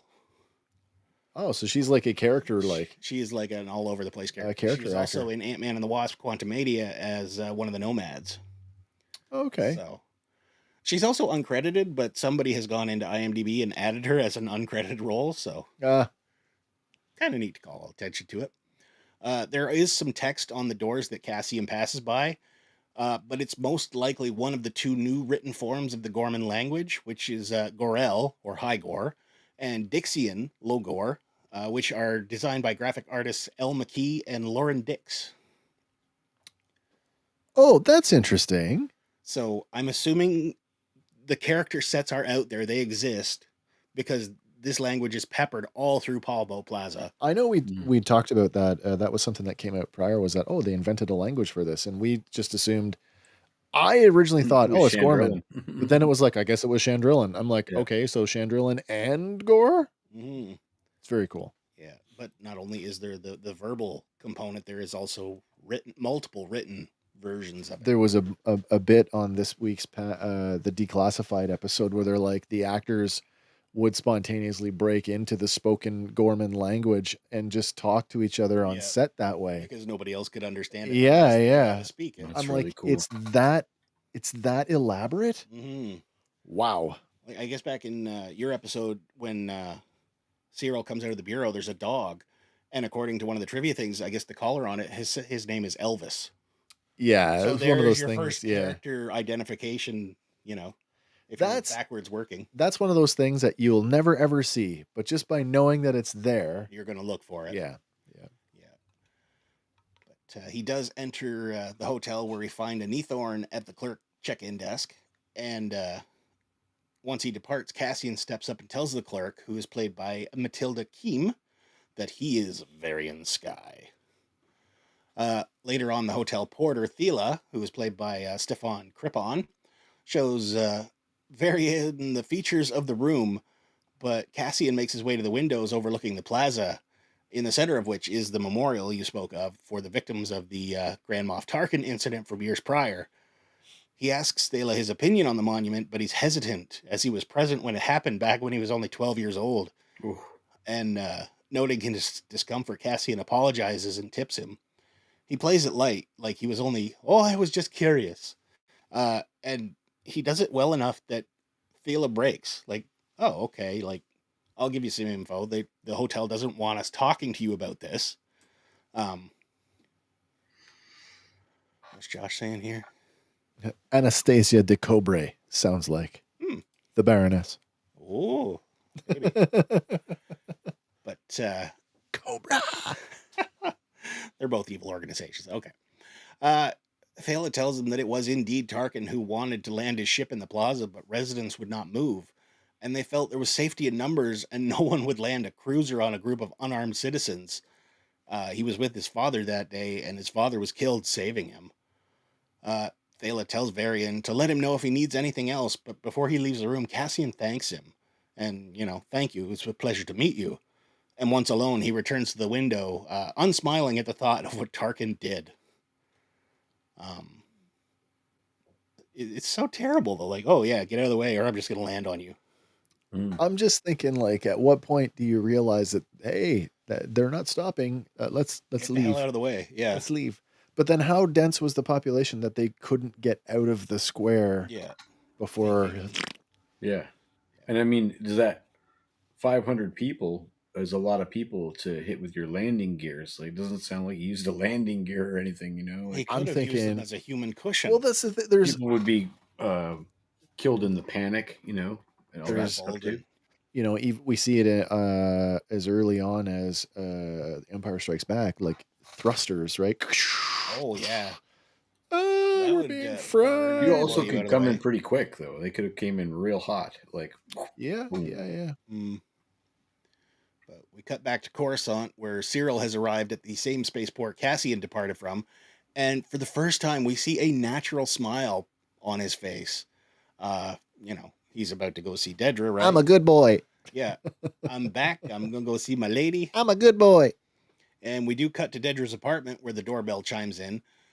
She answers the door. That answers your question too, Hank. The doorbell thing. It rings. It is automatic. It rings until you answer it. Right. Yes. It wasn't just Edie on the outside. Ding, ding, ding, ding. Picture that though. Yeah. I could see her doing that though. Yeah, exactly. Just keep hitting it. But she lets him in, and he tells her that he was safe and gives her a kiss on the cheek, but tells her again, I was safe all the way. But she already knows because she had him followed at Partagas's request. And he asks how long he can stay. And when she tells him 1 hour, he's like, are you kidding? And like the look just completely shifts on his face. And he then asks, do you think Edie's apartment is being watched as well? But she says no. And he echoes again, 1 hour. But she tells him bluntly, turn out the lights. And she doesn't tell him. She demands. She orders him. Well, she tells him the first time, but he isn't happy because she had him followed. Yeah. But once again, and this time more sternly, she tells him, turn out the lights. At this point, he gets a little bit of a smile crossing his face as he does as she requests. Cyril got a dummy, mommy. Yep. Yep. Oh, that'd be annoying to keep binging until you answer. Oh, binging, not binging. Binging. It would be. Could you imagine if nobody was home and it just kept binging forever? It must have a should have some kind of proximity sensor or something. Yeah, there's sensors for everything else. But we cut back to Ghorman inside a cafe. Oh, sorry. Oh. Before we leave, yep, we talked about the dynamic of their relationship and whether they actually love each other or not. Do they love each other or not? He's clearly in love with her. In their own twisted ways. Do you think that she loves him? No. You still think she doesn't? I'm pretty sure the whole thing has been a ruse. If her story about growing up the way she did as an orphan is true, which we don't believe it is. If it's true, well, maybe the part about being, I just think that she swapped Imperial or Republic for Imperial. Yeah. I'm inclined to believe that she was being truthful, that she did grow up as an orphan. Again, it's that sort of, she didn't have a traditional upbringing, so she doesn't really have a foundation for what traditional romantic relationships look like. I think she does love Cyril in the way that she can, based on her perception of what love is. Mm-hmm. But we shall see. Mm-hmm. We shall see. Josh says, if you're not home and it gets an automated response, you're out. That'd invite people to break in. True. That's why Cyril put that thread on his door. But back on Ghorman, inside a cafe, we find Cassian in there at a table just as Enza enters. And she calls him Varian Sky and then introduces herself as a member of the House of Rylans. The two make polite conversation until two other patrons exit the business. And their tones become significantly more serious, with Cassian questioning what does she think she's doing. She doesn't know him, and he could literally be anyone. And he's not wrong. But he goes through a host of terrible scenarios, pointing out how easily things could go wrong if they rush, clearly making Enza uncomfortable. He offers the advice to be patient and careful. And with that, he switches back into the jovial Varian character, and having set the meeting, he moves to leave. He leans in one more time and offers her one last notion, that people she has following him are only drawing attention to themselves, and she should send them home. So he is multiple steps ahead of her at this point. But, Josh. Or what if you're on the toilet and it says, give me a minute, I ate Taco Bell. Oh, dear. You'd need more than a minute. It would just keep ringing. But we cut back over to Coruscant, and Cyril slides the souvenir Galactopod across the table to Edie, and she opens her eyes and feigns shock at the sight of the item. She's dragging it across the table, and it's like fingers on a blackboard. Yes. she asks if it has a name, and he replies, "It's yours." So she elects that she's going to call it Cyril. Oh, what a bitch. Yeah, she fires a couple more barbs his way before telling him, "It'll just be like having you in the house again." But over at the safe house, Good Morning Coruscant plays on the holo screen. So, Star Wars The View is absolutely shitty. Yeah. I think it was immersion breaking. Yeah. Oh yeah. If you wanted to tie it into Star Wars in a maybe it's a funny way, give those women 4 arms and they're related to Ghormanda. Funny you should. Do you know what I mean? Like, just look at the way they're dressed. Yep. Well, that's honestly what I thought. That's how celebrities dress based on the holiday special. Like, I guess so. It didn't break. It didn't really. I thought for the long shot, I thought the woman in red was Roseanne Barr for a second. A cameo. I do have news for you. The hosts, Boffy and Toffee, are both played by Ruby Wax. Oh, the same person. Same person. Oh, that's cool. Both roles. That's cool. And they're discussing the Vesti Week celebration. So it's not like there for no sake. They actually lead to why the parties are happening.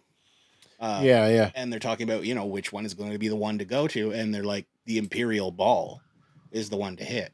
It just felt so tonally. Oh, it's 100% tonally different. But yeah. Have you ever watched TV? You'd be just sitting there, in your real world, like, and then all of a sudden, I don't know. RuPaul Drag Race comes on, and it's flamboyant. If anything, the thing that kind of pulled me out of it was the cathode ray tube that it was on. Oh well, but I mean, everything's been ray tubes. Yeah, it's great. Like, yeah, because the audio description does call it a holo screen. Yeah, but, based on our other hologram technology that we've seen, it very different, but. Bix lies on a mattress on the floor surrounded by food containers and her hand on her blaster, and she struggles to keep her eyes open. It's not entertaining TV. I had a thought, and this, I don't know if I have can I get a shot? Can we stay on this one for a second? Yeah, for sure. That the latest batch of Black Series figures, there's that Cassian that we just looked at yesterday. Mm-hmm. I'm pretty sure that's one of the blasters that's in the box with him. It's possible. That being said, is that the blaster that he uses at the beginning of Rogue One to blast the guy at the Korean station? It could be. Oh, it might be. I think it actually is, but I'm not sure. I'd have to go back and watch it. Because it's not the Briar pistol that he uses. No. And that pistol doesn't come with the Cassian figure, the original Cassian figure. Remember, that's the breakdown sniper rifle. Mm-hmm. It does come with the new one though. Oh yeah, and it comes with 2 pistols. It comes with the base gun for the extend a gun, and then it comes with this. Yeah, here it is right here. Let me bring the. I'm gonna bring the brightness down so you can see this. It comes with these 2 pistols. There you go. $25, $28 right now on Amazon. That's true. It's $25 on Amazon. Is it? But I think the one, this one is the one that she's leaning on. It could very well be. Same model at least. Yeah. So now, and that immediately made me think, is that the one that he at the beginning of Rogue One? It could be. But, sorry, little tangent there. That's all good. That's what we're here for. We cut again to Ghorman, where Cassian exits the hotel into Palmo Plaza, and he looks around, taking in the surroundings as another protest is going on in place, with some chanting peace, not war. And in the distance, we do see that Imperial building under full construction. The annex. Yeah, it's huge.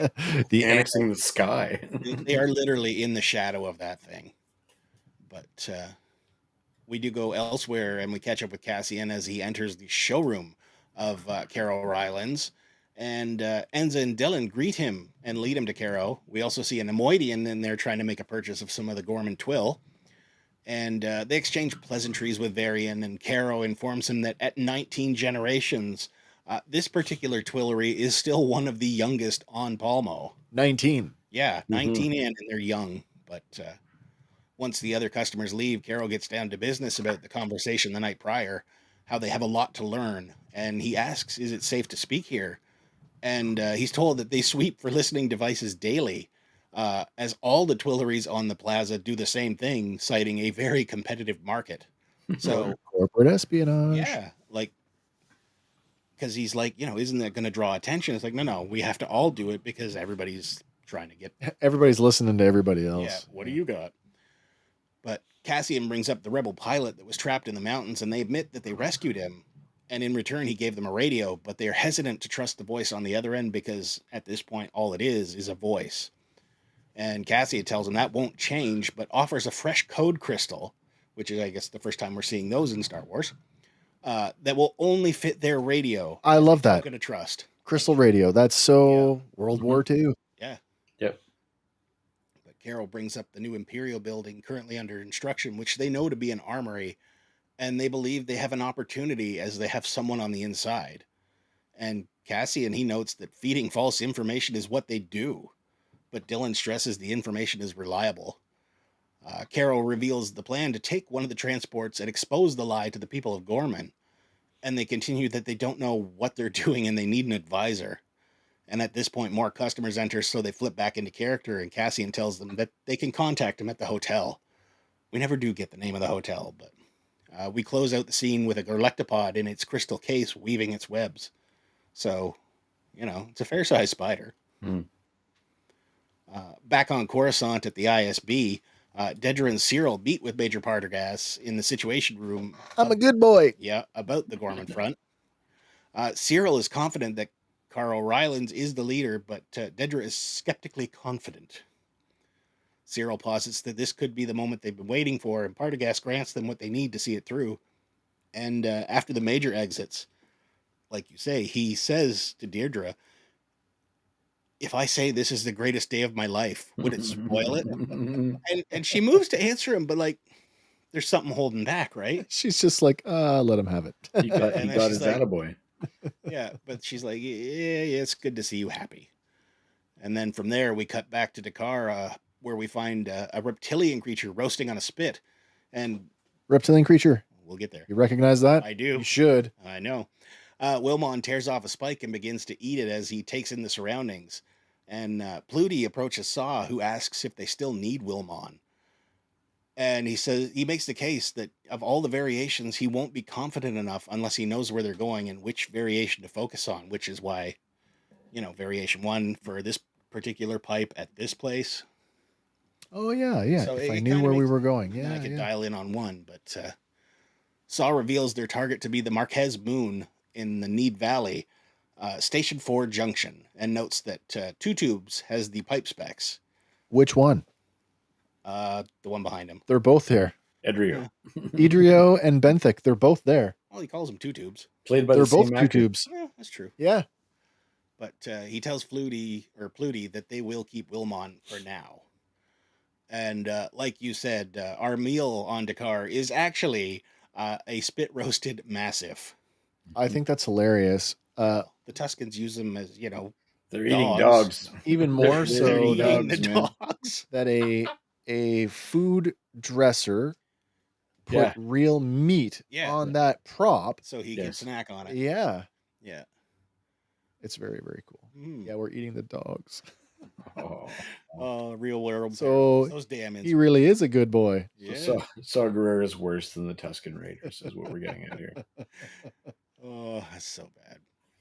But we do cut back to Coruscant, and Luthen bids farewell to a customer in one of their limos as it lifts off.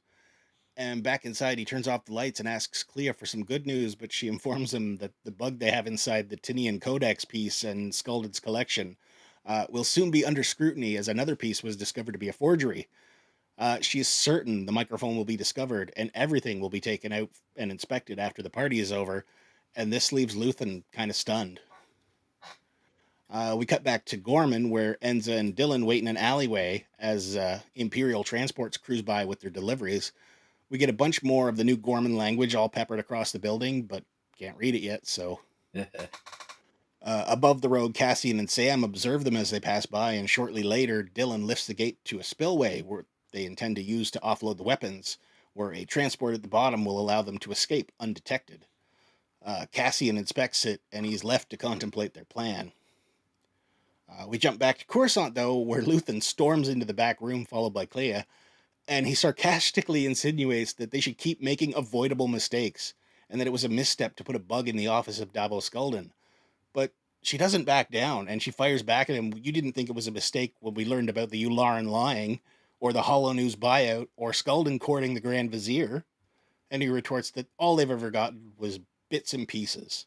But she reminds him, you agreed to it. And as frustrating as it is, he's basically throwing a tantrum. He yells at her, you talked me into it. Yeah. Yeah. So does this... Remember the question we had last season? Who's really running the show? Who's watching the Watcher? Does this make you think that Kleya might be actually the one in charge? This scene right here? It certainly it raises the question again. There's no... If they're not on equal footing, she's in charge. Yeah. Because he's basically throwing a child's tantrum, like, oh, I'm drowning in information and channels and frequencies. I can't keep it straight. You know, he's the face of the public business. Yeah. So on some level, he's got to be available for that. But then Kleya, as the aide, could do everything in his name. But like, it just adds to the layers of like, I don't know. Doing what? She's Charlie and he's one of the angels. Yeah. He's a field agent at the end of it. Like, she's rarely the one going, you know, when she does, it's at personal risk. When she goes and meets Val in season 1, it's like way off in the middle of nowhere on the sub-levels of Coruscant. Yeah. You know, she doesn't have an alternate persona per se. But she does try to rein him in, and he confesses that he's losing track of all these messages and frequencies, but she shuts him down with a sort of, are you done? And then she steps in with authority and tells him, we need to get it out at the party. They must prepare. Well, did you take that for, like, if we don't get this out, like, we got to get the hell out of here? No, I didn't think that was even an option. I figured like the jig was up and, you know, I'll take the cyanide capsule. Thank you. Yeah, essentially. Yeah. Maybe at the party we can kill as many as we can before they kill us. Well, a couple name drops that she did do there, like you had mentioned earlier. Fleet Admiral Wolf Yularen. He was the one assigned to work with Anakin Skywalker during the Clone Wars, and after the end of the war, he resigned in favor as a career as colonel in the ISB. Go on to work with Thrawn, and together they would uncover the identity of the current Fulcrum Agent Kallus, who you brought up. He's also the narrator of all the Clone Wars episodes. Oh, that's true. The actor is the character. Yeah, he's the narrator. Same voice, yeah. The Hollow News buyout, that's something that they don't really have a history on, but it could have some real world parallels right now with 47 and his campaign against the news networks.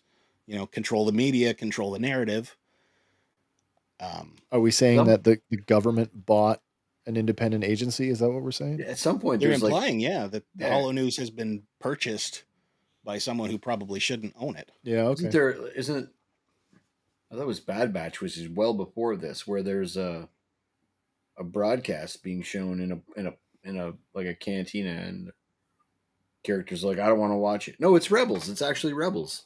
So it's around this time. Because there is one in... They're playing the Empire Day broadcast in a bar, and Ezra's like, I don't want to watch this. And somebody else is like, it's the Baron's bar. Yeah. It's like the Imperial Hollow News Network. Yeah, that's right. Yeah, it's like they co-opted this. It's around this time. He meets the kid who played Rupio in Hook. Is the voice actor of the agent that Ezra meets in that cantina. Buys him the drink and frig. That's brutal. All good. But anyways, that's the news network that they're like, we don't want to watch it. Well, that would explain why they didn't want to watch it anymore. You have to watch it. It's law.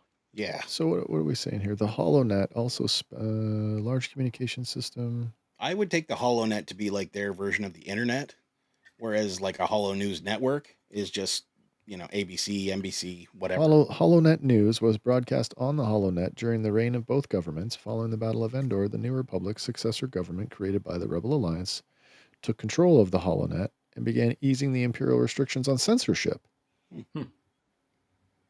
So I don't know if I'm looking for a... where is it here? Empire News Network. Basically. This is a quote.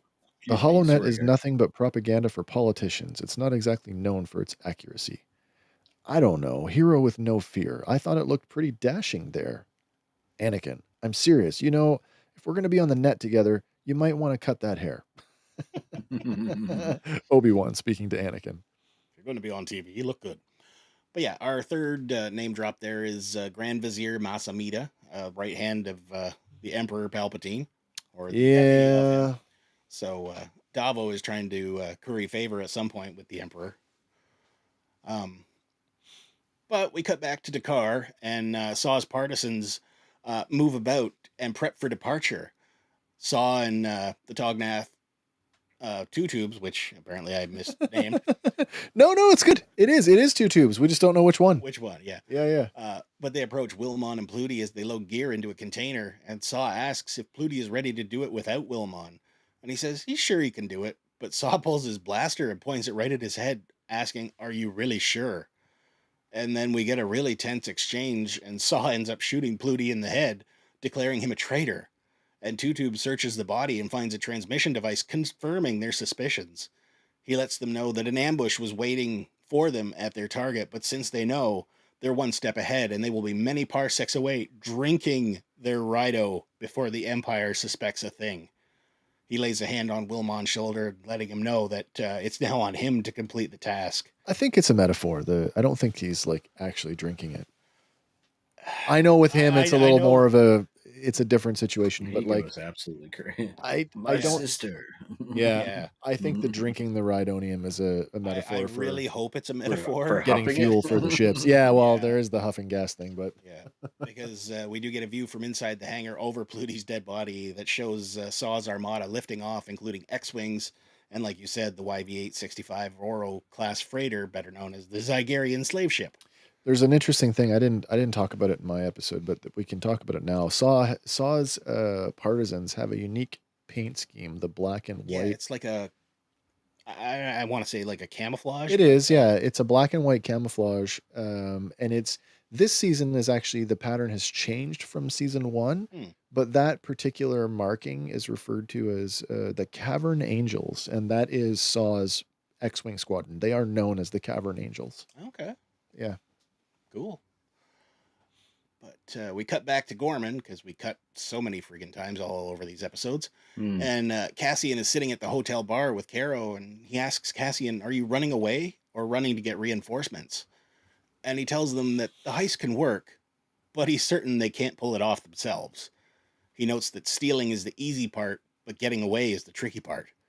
And if they do succeed, they will be living at the scene of the crime. And from what he's told them, they plan to advertise what they've done. So Caro asks if Cassian has any recommendations, but he tells them he has more questions than recommendations. And frustratedly, Caro goes off asking Cassian if he means for them to just continue to suffer, before he calls him, "You're not much of a revolutionary, are you?" He grabs his cap and moves to depart, but before he goes, he tells Cassian to tell your friend we are not impressed.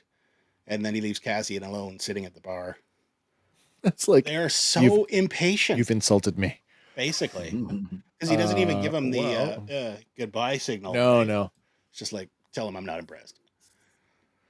But we do then cut one more time to the rain-soaked moon of Marquez, where we find Saw's crew lugging a flexible pipe up a hillside. Is this not somewhere else? I thought they weren't going there now.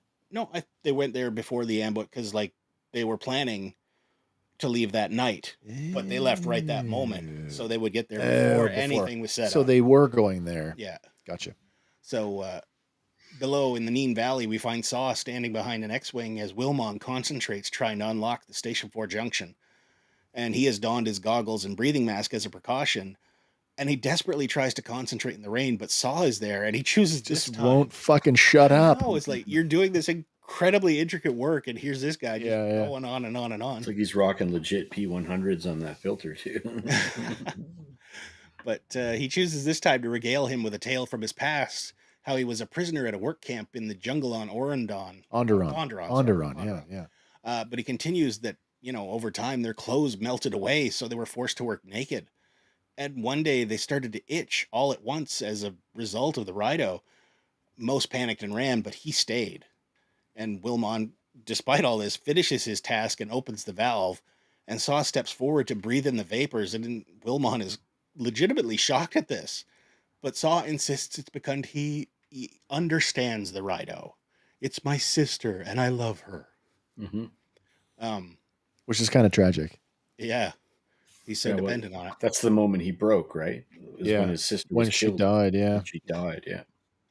But before we move on, just a slight little nod here. That display that Wilmon has to tune in, is smaller, but it is fairly similar to the terminals that you had to hack in the Disney Infinity Star Wars level, because you had to do the same thing. Oh, that's cute. To like line up and make sure everything was good to unlock it. That's very cute. The color scheme is very similar. But one more point. Rhydonium, also known as Raido for short, volatile starship fuel, highly explosive, dangerous to salvage, and its fumes were harmful to human health. However, as it is pointed out, it was also used by some, such as Saw Gerrera's partisans, as an addictive, high-inducing substance. Could be found on Abafar, Kijimi, Morak, Sikora, and Trelgaria. I don't want to try it again?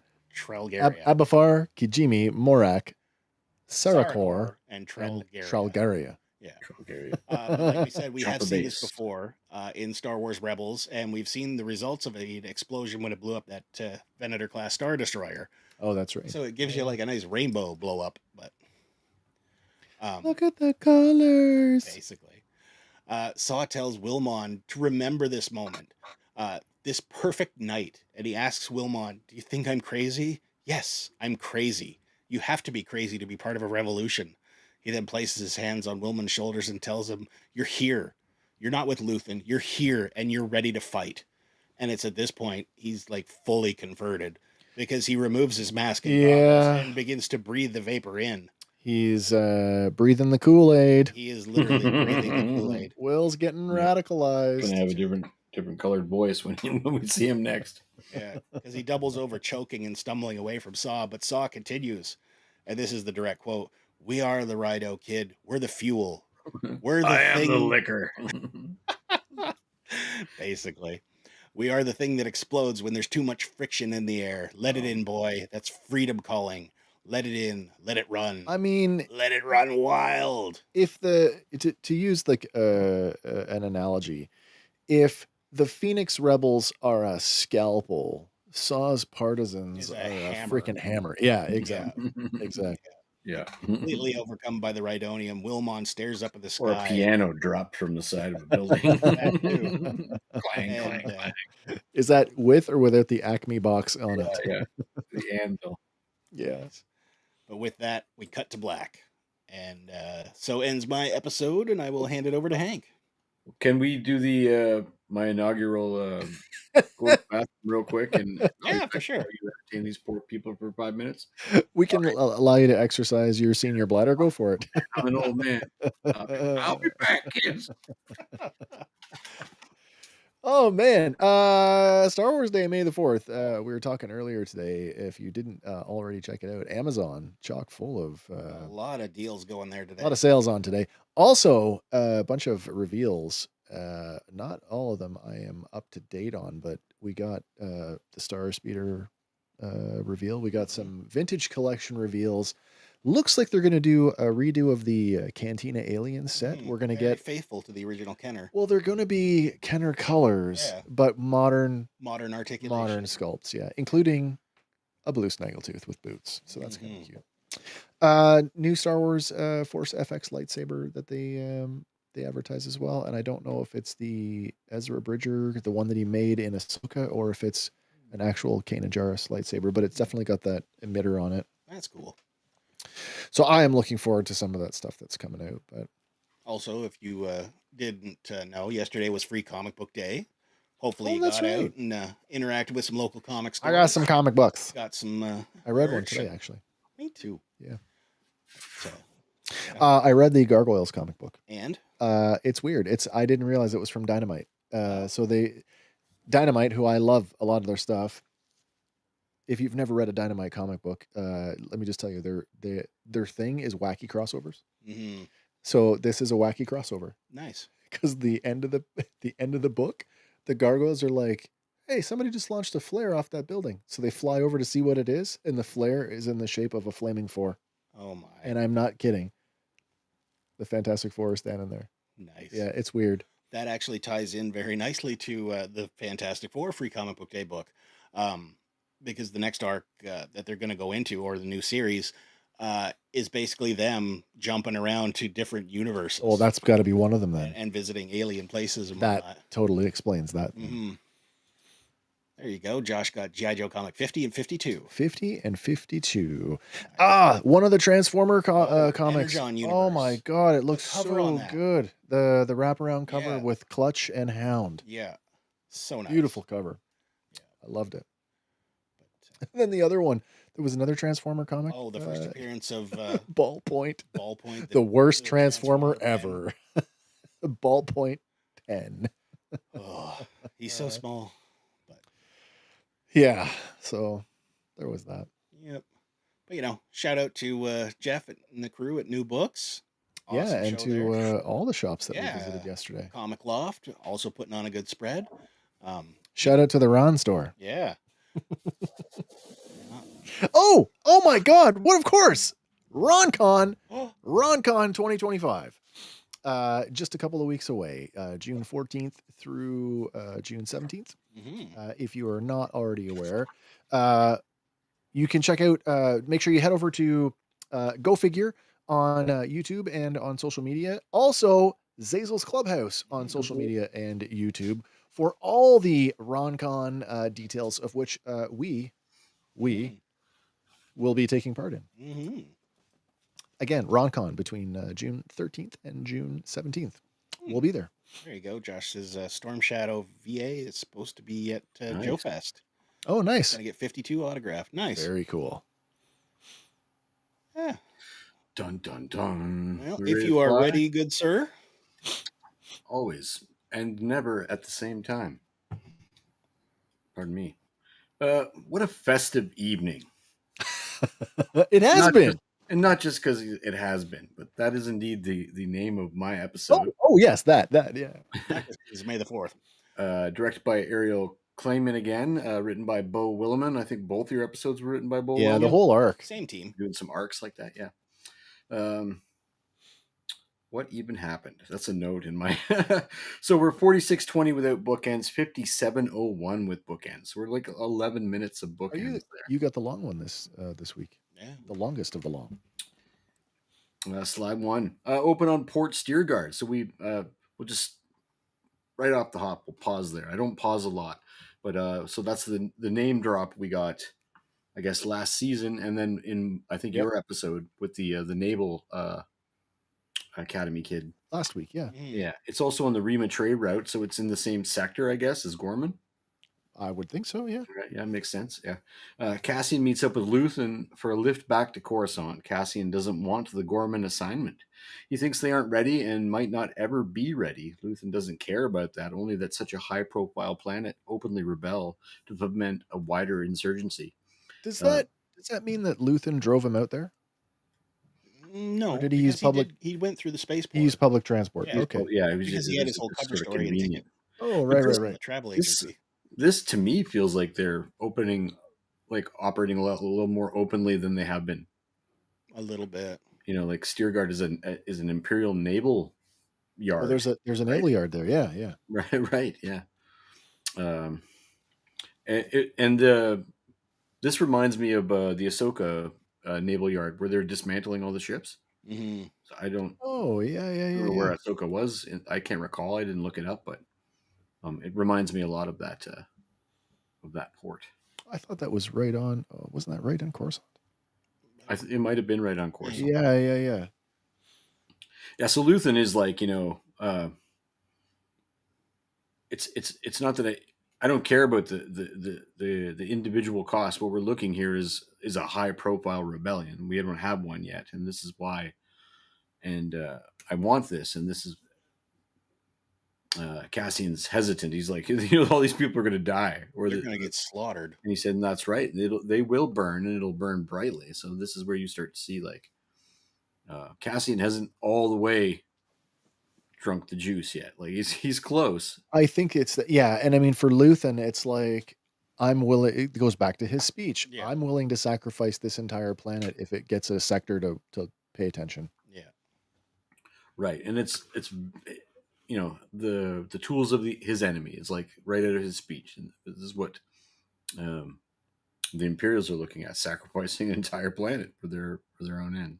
Mm-hmm. And it's like a contrast to the empathy he was showing to Bix, like, oh, I need you healthy. I'm here to check on you.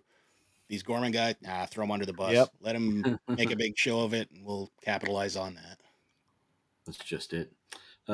Midday at the busy antique shop, and Kleya must excuse herself from a customer to take a call. It's Luthen, in a stark difference to all the ultra secret nighttime communications from season 1. I feel like people may be dropping their guard, a sign that the fatigue of the rebellion is heavy on their shoulders. I didn't name the alien, super cool looking alien. I couldn't. I kind of moderately looked, but there's just so much going on with alien screen species. capping 4 times will cut down on your your prep time.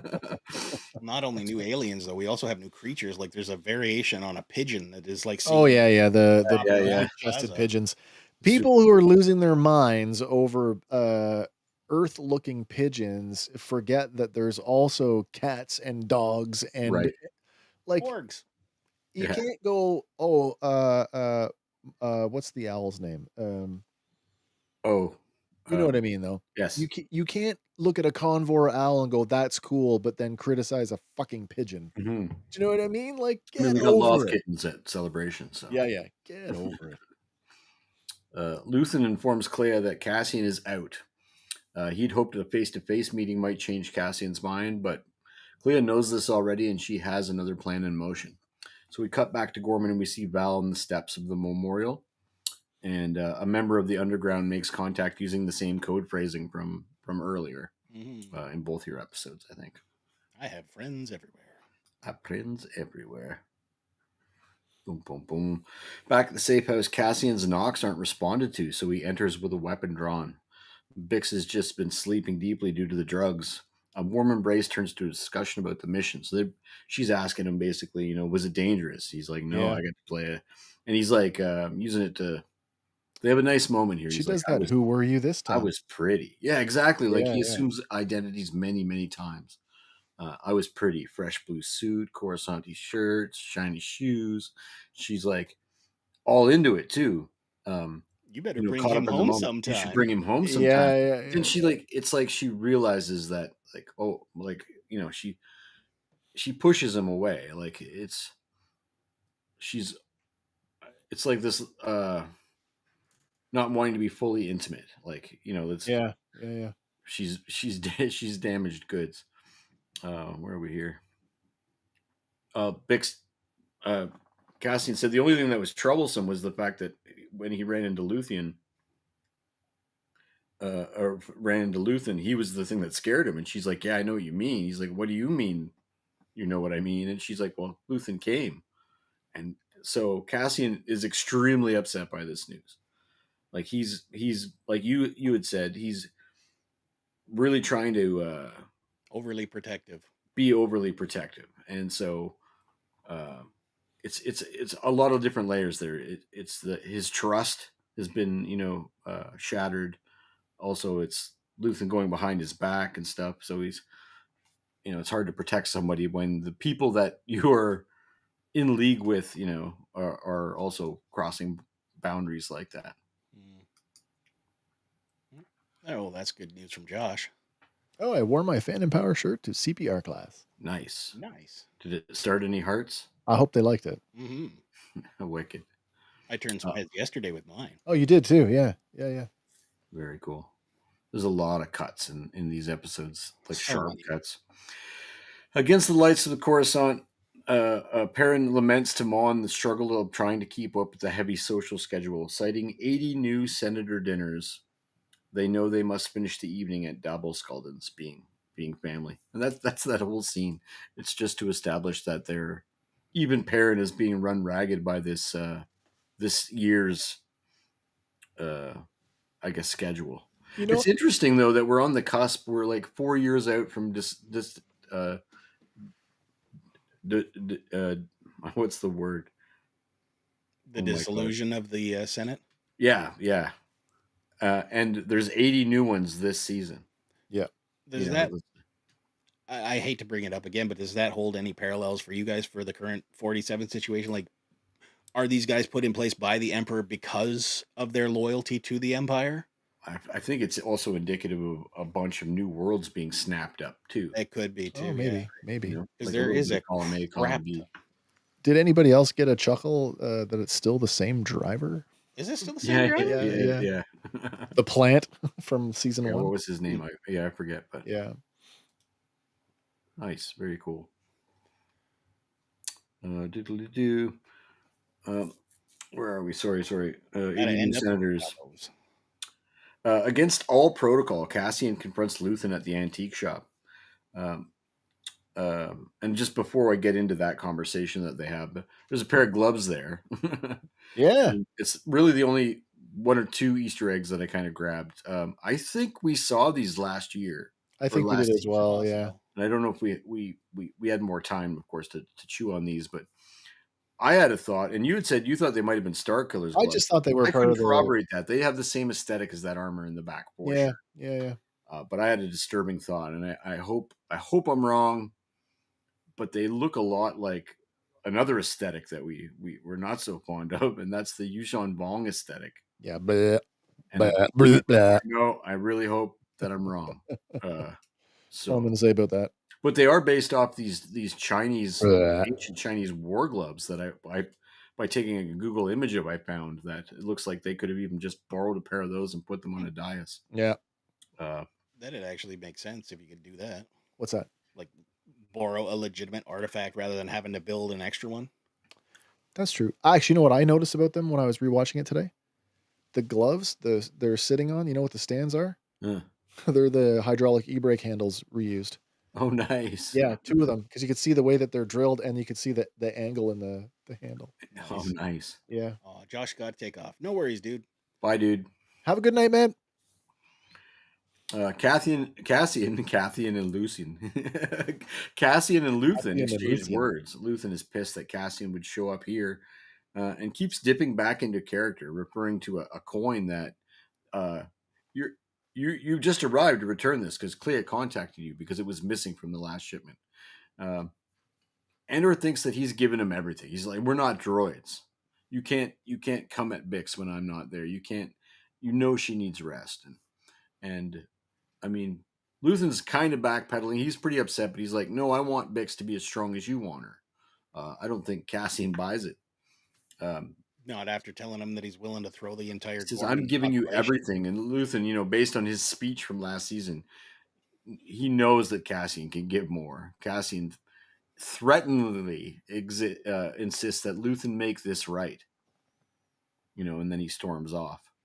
She said something in the first episode this week. She said, if I'm giving up everything, I want to win. Mm-hmm. Yeah. And he says, if I'm going to give you blood, then you've got to make this right. So same sentiment. Yeah. At dawn at ISB headquarters, Partagaz informs Young and Hirt that military intelligence has managed to convince the Emperor that ISB interrogation success under Gorst is to be expanded into an entire division, and he wants the 2 of them to keep an eye on their cousins. And this is where I was like, I thought ISB was military intelligence. If not... I kind of got that feeling as well, but Imperial Security Bureau is, yeah. Was this then, I guess, like the IA of the Empire, or the CIA and the FBI? I guess, 2, like 2 different weapons in the same fight, I guess. But like you were saying earlier, like different organizations with their different empire building things. Oh, that's true too. Right? Yeah. Mm-hmm. Yeah. Mm-hmm. Keep an eye on what they're doing. On their cousins, yeah, absolutely. It would be reasonable to say that the Navy would have their own intelligence assets, the Army would have their own, and so on. No, and so forth. Absolutely. It's just funny to see, like, so you have the idea that the Emperor is prioritizing moving chess pieces around, like you said, right? He's the player, while all these other people are the pieces. And you brought up the framing in this shot. I love the framing of this shot. Pretty awesome. The yin and yang of that. That's very cool. While we've been super slow paced and world building and deep storytelling emotional storytelling, like the real, like the thing that maybe lacks at some other Star Wars when we're moving through spaceship fights and blasters and lightsaber duels and stuff so quickly, is the human tool, or the I keep calling it human in a world in a galaxy full of not humans, but the humanity of it all. The filmmaking in this series is amazing. The lighting choices, the shots, like not once has it been too dark for me to see anything. Like not, you know what I mean? Like even in the dark shots, even in the dark shots, it's been the perfect amount of mood. Like you can see them, they're paying attention to like some deep filmmaking things here. They're drawing on a lot of stuff the way the maker drew on stuff to put out a product. I feel that strongly. So anyway, yeah, that's a great frame shot. Val and Cinta. Oh no, that's the wrong slide. Val and Cinta have an emotional reunion, but Cinta, after recovering from an accident, that Val realizes that Val is indeed more important than the cause, and they have a short discussion about the mission. As I'm watching this with Kim on Tuesday night, and at that moment, Kim looked at me and she said, "Cinta got pregnant." Oh, I was just like, there'd be enough time for that. There would definitely be enough time. There would have been enough time to have a baby, and yeah, that's maybe. She's like, "I'll tell you about it sometime," and then she doesn't, and it's like, can you imagine if this like kid shows up down the road? Yeah, they're really setting up the tragedy at the end. Yeah. Partagaz meets with Deidre, not Deborah, with Deidre in private to discuss Ghorman and their mole who has just made contact.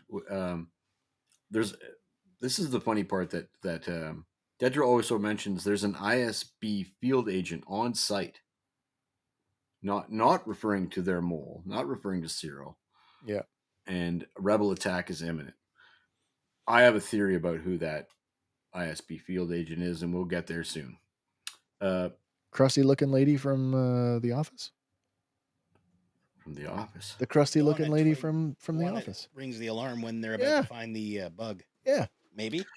No, possibly. No, but that's a good. That's also a good pick, though. I thought she was the Ghorman mole. Oh, okay, all right. Yeah. Partagaz meets with. Dedra seems pleased with herself. She's almost smiling in this scene. Like she hasn't got that like I'm doing business face. She's almost light here. She seems pleased with herself. Almost a slight smile. Partagaz warns her that she walks a narrow path and reminds her that Cyril can never know what this is really about. I got a question though, fellas. What is this really about? Is it? I think it is 100% about the meeting last arc, because he doesn't know what they're about to do to Ghorman. Right. And in his eyes, if the Empire is still the good guys, they would not jeopardize the entire population of a planet just to steal a resource. So do you think that, I mean, I know that's their wing of the thing, but do you think when he's referring to what the whole thing is really about, are they not referring to the Death Star? Endgame wise, I suppose, ultimately that's part of it, but I don't even think that, because he doesn't know what the meeting was about. They know that Krennic is the director of advanced and special weapons. Yeah. Mm-hmm. But I feel like we're still talking smaller scale. Like Cyril is not aware of that they are counting on the Ghormans to openly revolt or rebel. Right. Yeah, right. To give them cause to actually invade. Put them down. He's just being told enough to know what he has to know to do the job. Yeah. You just keep being a good boy. Because she never told him what happened at the meeting. No one else outside that room knows. You're right. It is a secret that'll be held right until X happens. Yeah. Very interesting. I just thought that was a neat question that we could answer. No, I agree with you. In the world, yeah. It's layered though. Oh, 100%. It's very layered. It's well written. Bal and Cinta lead a briefing of the Ghorman front, complete with makeshift model like the one they used in season 1. They go over the plan in detail, but there's a sort of special emphasis on like there are families living here, there are 3 families living in this building here. This building is abandoned. So you see this consideration of the human factor. I keep calling it. You see, they're concerned about like they don't want stability. collateral damage. Yeah, no collateral damage here. We need or the other side of that is, where are we less likely to get walked in on? Oh well, I mean that's especially knowing what's coming, right? Yeah. They go over the plan in detail. There's some level of individuality from Sam and Drina. Val warns that if they can't follow orders and not think, then they can't be here. Only Val and Cinta will be armed, and I think Drina is the ISB agent. She completely walks away from the mission in a few minutes. She's the driver, right? She's the driver. Yeah, the getaway driver. Completely walks away, and it isn't even referred back to at all. It's just there's a little beat. There's so much tension though in this scene 100%. Between the Ghormans and Vel and Cinta. I mean, Vel, let's face it, Vel and the dead Imperial defector, they planned the raid on the payroll. Yeah, that's right. So like, she has that experience, and she's just talking to them like, I am the commander, and you'll do as I tell you. Or you're out. They're quite resentful about that. They are. They're like pushing dicks about it. They push back against that. Like, they've been told you can't pull it off by yourself. And even their leader is like, hey, shut up. We need strategic help. Yeah. Caro is trying to like, hey, come on. They know what they're talking about. This is the whole reason we went for help in the first place. Yeah.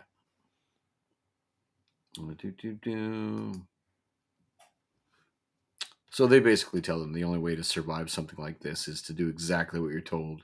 Don't think, don't act. Just do what you're told. Do what you're told. Exactly what you're told. Back at the safe house, Bix is now using while Cassian is asleep. So he's not even away. Like, she's fully. I mean, she could get caught. Do we think maybe Cassian knows about this? I had that question. Does he know? Does he not know? Yeah. I'm of the opinion that he doesn't know. And Me too. If he suspects it, he's ignoring in denial. It. Yeah. And I think this was to show that her level of abuse is amped up. Like, he's home and she's doing it in the middle of the night. So I don't know is this the right time to talk about what I was said to you in our chat this week? What I thought was going to happen? Oh, maybe. I literally thought she killed herself. I literally thought we were getting the A Star Is Born moment where Cassian was going to walk in and she'd be dead from an OD. Well, in another fashion, I thought she was actually killing. I thought she was like cyaniding herself. Yeah. First episode, I really did. Yeah. Back to the safe house, Bix is now using while Cassian is asleep, but he wakes out of a nightmare as well. So he's not altogether well too. I mean, he's seen some shit as well. So he wakes out of a nightmare as well. Finding her by the window, she tells him the mission beacon is lit, and she demands that this time he take her with him, and Cassian agrees, and they share a warm embrace. So that's a different dynamic. He's almost listening to Luthen there. He needs her strong, and the way to keep her strong is to keep her mind active. And they refer to it several times in I think one of your 2 episodes, that it's when you stop and relax, that's when all the bad thoughts come. An idle mind is a terrible thing. It's a terrible thing. 100%. So we get a nice kiss, a little moment for them as a team. This scene bothered me only because I couldn't find an answer I was looking for. At the Senate building, Mon Mothma, Mothman, that's a neat one. At the Senate building, Mon Mothma is present with spurious few other delegates as an oath giver recites, "Upon my life and honor, for the peace and bounty of all beings, my full allegiance and a galaxy of worlds, a galaxy assembled, an empire." And I tried to find who this guy was. And the oath keeper, I guess, is what he looks super. The oath giver, the oath. He looks super familiar. If he had 4 arms, I would say he's sort of a basilisk kind of looking guy. Yeah, basilisk. He looks like a fat Clatuinian almost. Yeah. I I would even go as far as saying he looks like a slim King of the Goblins from Lord of the Rings. Some people have said that they've canonized a Halo. I'm not. Oh my gosh, Halo no! But yes, I see. Like I see the Halo connection. See a Halo prophet there. Yeah. At any rate, Mon's not having any of the Pledge of Allegiance, and she all but storms out. I mean, she basically storms out, and it's just funny the when we see the Senate in its heyday in the prequels, every one of those dais is full. Yeah. Oh, it's pretty empty now. Yeah, multiple members. That's indicative. Even in season 1, there was very few people. She's so incensed at this that you see her gripping the edge of the podium, like. Oh yeah. At first she's reciting it, and then she like catches herself and she just stops. Yeah, it's got to be revolting. Oh, absolutely. Oh, I mean, yeah, absolutely.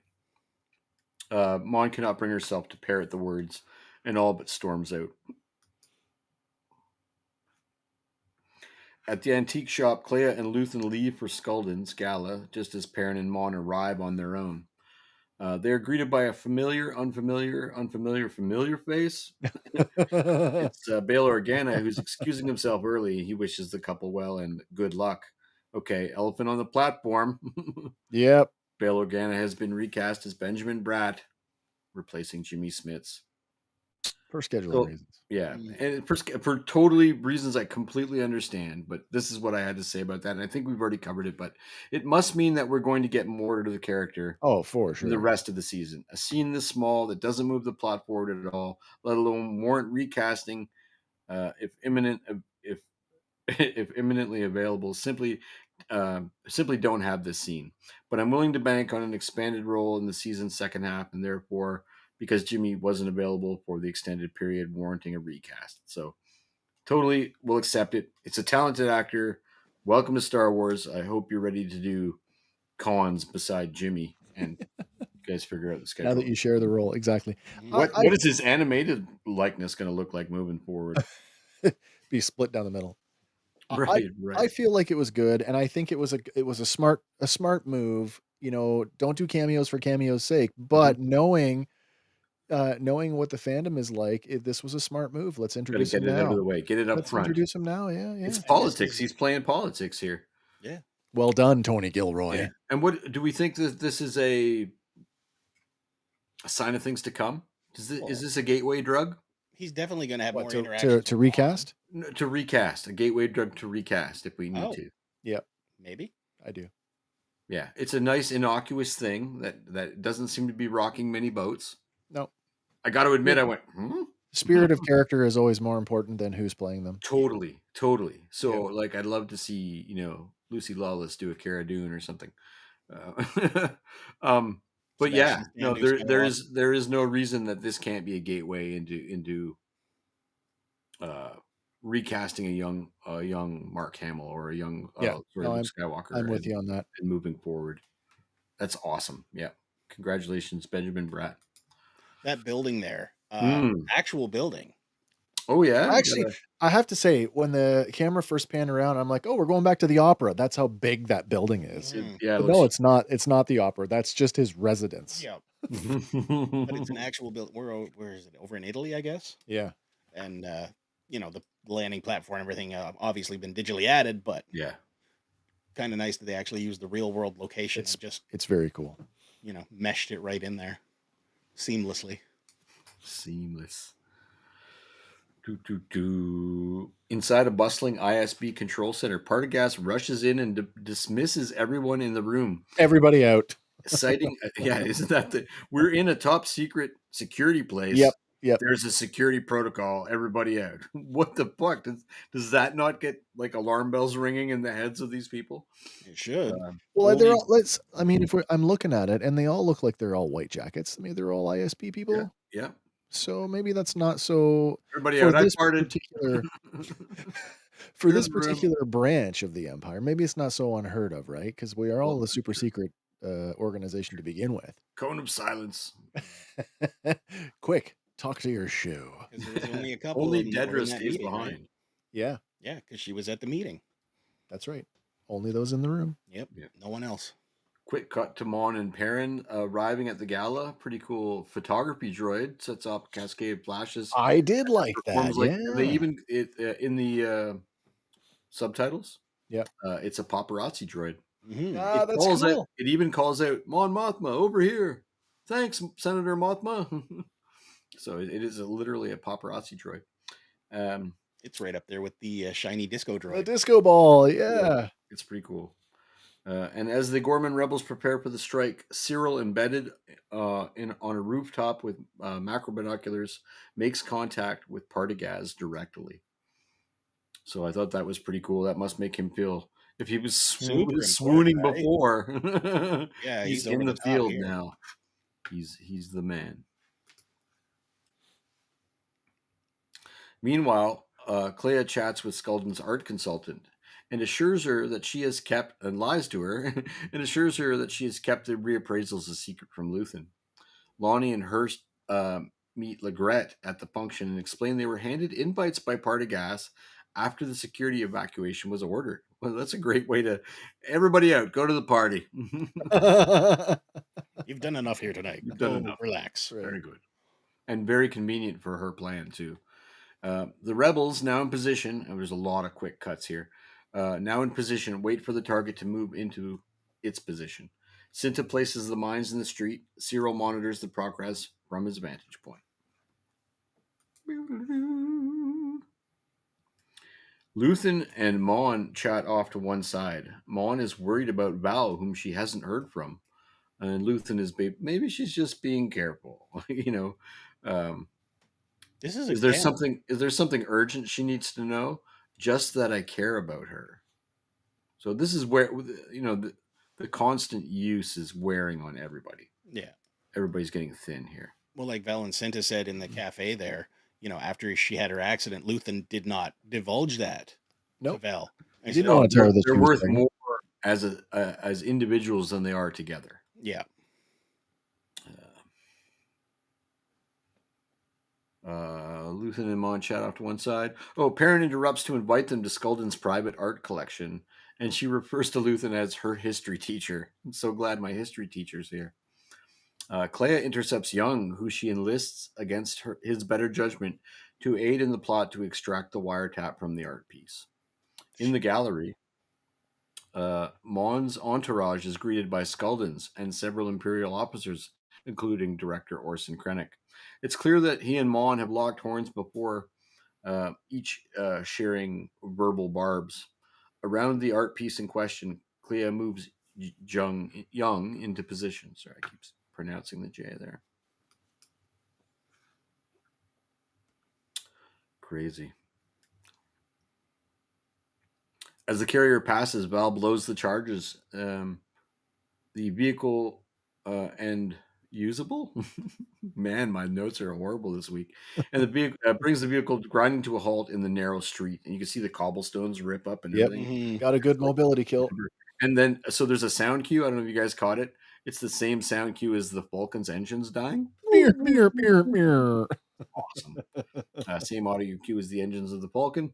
Cinta leaps from her position on the rooftop. So it's like, this is the first time we've gotten something almost ridiculous.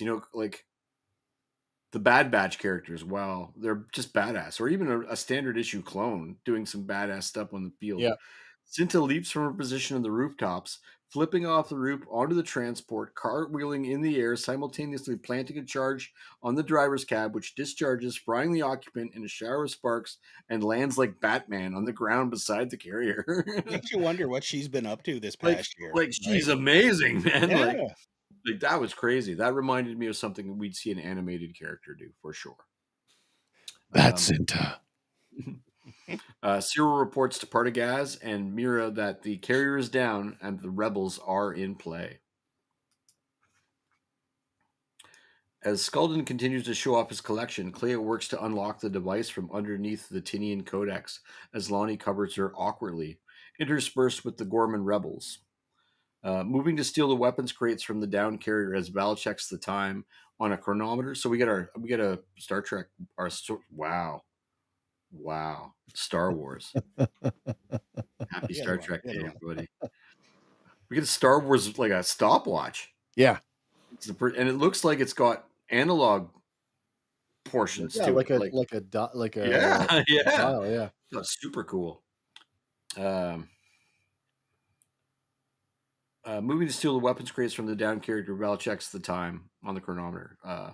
Mon and Krennic have a not so veiled ideological argument about historical events. So they start sort of arguing back and forth about art pieces sparking, like, is this thing I heard we learned in the Empire. I studied this in the Academy that we liberated this or this thing, and Mon would have the opinion that I thought this was an outright slaughter, and so they're having these ideological differences, and people are gathering around them because they're getting very intense. It's becoming spectacle. Yeah, it's becoming a spectacle in the room. Even Skulden moves to beside Krennic. Cyril reports back to the ISB that everything is going as planned. poor. I actually feel really bad for poor Cyril, and I think we'll see that more next, not next season, but the next arc, I guess. As Krennic and Mothma continue to trade jousts, your rebel is my terrorist. Something like that. That's a great line, by the way. Tensions build as Kleya, blood streaming down her hand, struggles to loosen the wedge device.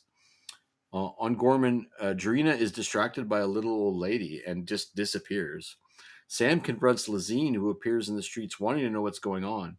Foolishly, the boy draws a blaster he was expressly denied from bringing. The two men struggle, and the blaster misfires. Oh, we just got her back. Yeah, it was pretty awful. Yeah. Cyril radios that shots have been fired. Val runs from position. A rebel lays wounded in the street. The misfire has hit a target. Val rolls them over to reveal it's Cinta, and she's dead. Partagaz informs Cyril to call the response team and to make it loud so the rebels know they're coming. Luthen carries Cinta to the transport as the rebels flee. Back in the gallery, the group now gathers around the Codex, and when prompted by Krennic, Young is able to provide its prominence. She literally tells him before, listen to what I'm saying, do exactly what I tell you. We may be tested on this. Yep. And she talks about the prominence, a culture that was they revered sight as a weakness, like as a handicap, and their skin was so sensitive that blindness. They were able to use sensitivity to create art and communicate, and so this thing is basically a history book. And Young is, and so that lends some credibility to the reason they were off to the side, checking out the thing. Yeah, I want to know about the blood that dropped on the floor. Oh, I was thinking about that too. They mentioned earlier that this is Kleya's favorite piece, right? Favorite piece, and she was always a little sad to see it go. But. And even Krennic is like, like probing, like, why is this your favorite piece? Like, almost like he knows what. I know it's in the script, but almost like he knows that maybe something was going on over here. Something is afoot. Yeah, why are you guys over here not watching us? If you find a drop of blood in Star Wars, I think it's over, right? Like, man, and some cool new language that we can't. But it reminded me a bit of the like the runes inside, a little bit of the Futhark and stuff from the Naboo languages. Oh yeah. Tiny bit. So we might be able to find that as a part of the Rosetta Stone there. Mm-hmm.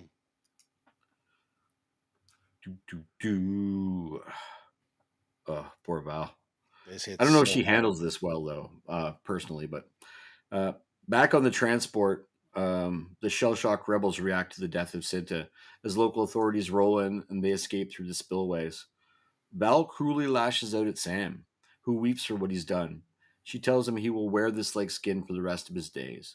She tells him that he's not allowed to cry, that he doesn't deserve to feel sad, that you broke the rules, you little bastard. Yeah, and for she calls her a blooded warrior.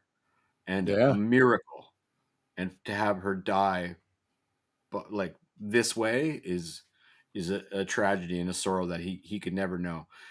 But I'm pretty sure that poor kid, yeah, he's full of regret at this point. The whole scene, and I understand. Like I'm Val in this scene too, because I'm probably going to say some hurtful shit, right? If I'm not choking the living life out of him. she starts by saying, "I don't need to tell you this," but then proceeds to tell him in the most straightforward fashion that he'll wear this. So hopefully he goes on to blow up the Death Star or something cool like that. Yeah. Yeah. So that's pretty powerful. And I mean, as a viewer, as a person removed from the emotion of that scene, you're like, wow, that's some cold shit, Val. But at the same time, well, it very doubles, few right? of us as human beings have been in that position. So, and it doubles also because she's not. Yes, she's yelling at him, but everybody else rebel-wise is there listening. right. Like, look, you didn't pay attention, you fucked up, Right. and this is what happens when you don't do that. And also, it's she's speaking about herself too. She all this time, and it's she just got back to ground zero. Like they, and to have it ripped away, which is why they waited an arc to bring them back. What did she say? She said, the only reason I did this was because you were on it. Yeah. And she told said, Luthen I wouldn't do it. And she right. said, well, right. So they were both. So you get the impression that Cinta might have been in retirement even. The only reason I accepted the job is because I heard it was you. But I think it falls back to that. I was injured, and I'll tell you about it sometime. Right, and we'll never know now. That whatever the injury was, occupied most of that time. Guarantee, though, we'll see in the next arc. This rage, Val takes it to Luthen. Oh, it's got to go somewhere. Right. It's got to go somewhere, right? Or she becomes Cinta. Oh, maybe. Yeah. Super assassin. And this is the 9th way I've misspelled Luthen's name. Luhan. Luhan. As Short Round and Kleya. As Luthen and Kleya leave the gala, she hands him the listening device and he remarks that they should have killed Krennic when they had the chance. I laughed out loud at that, actually. I was like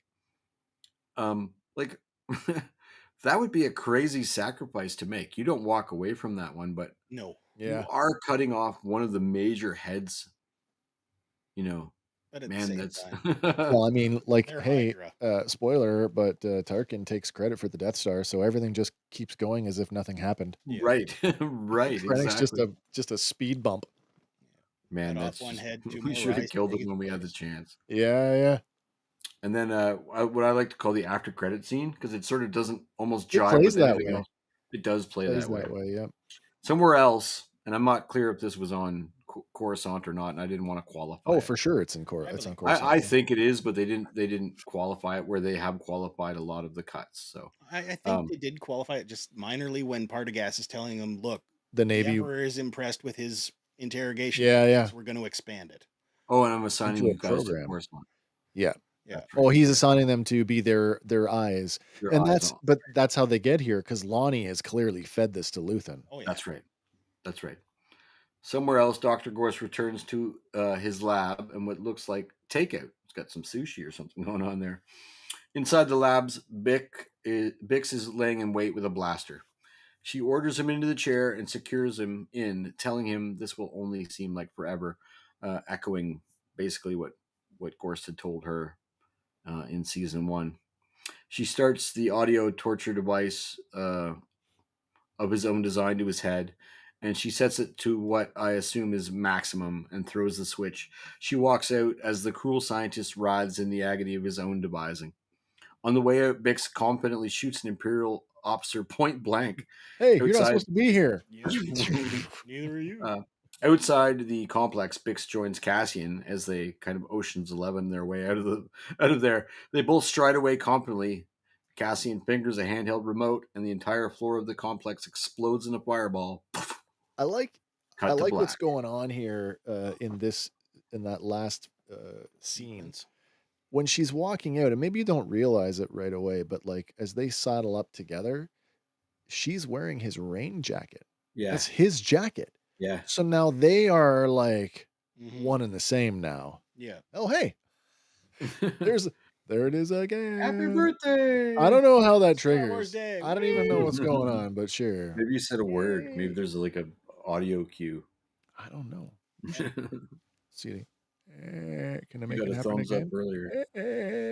Raising the But roof. the other thing here, now we finally know from the trailer who that was, because we were Oh yeah, a who's little that walking with confused. him? Yeah, yeah, Yeah, it right. is. It's We're Bix. Yeah. speculating. And I think this will be her character reset.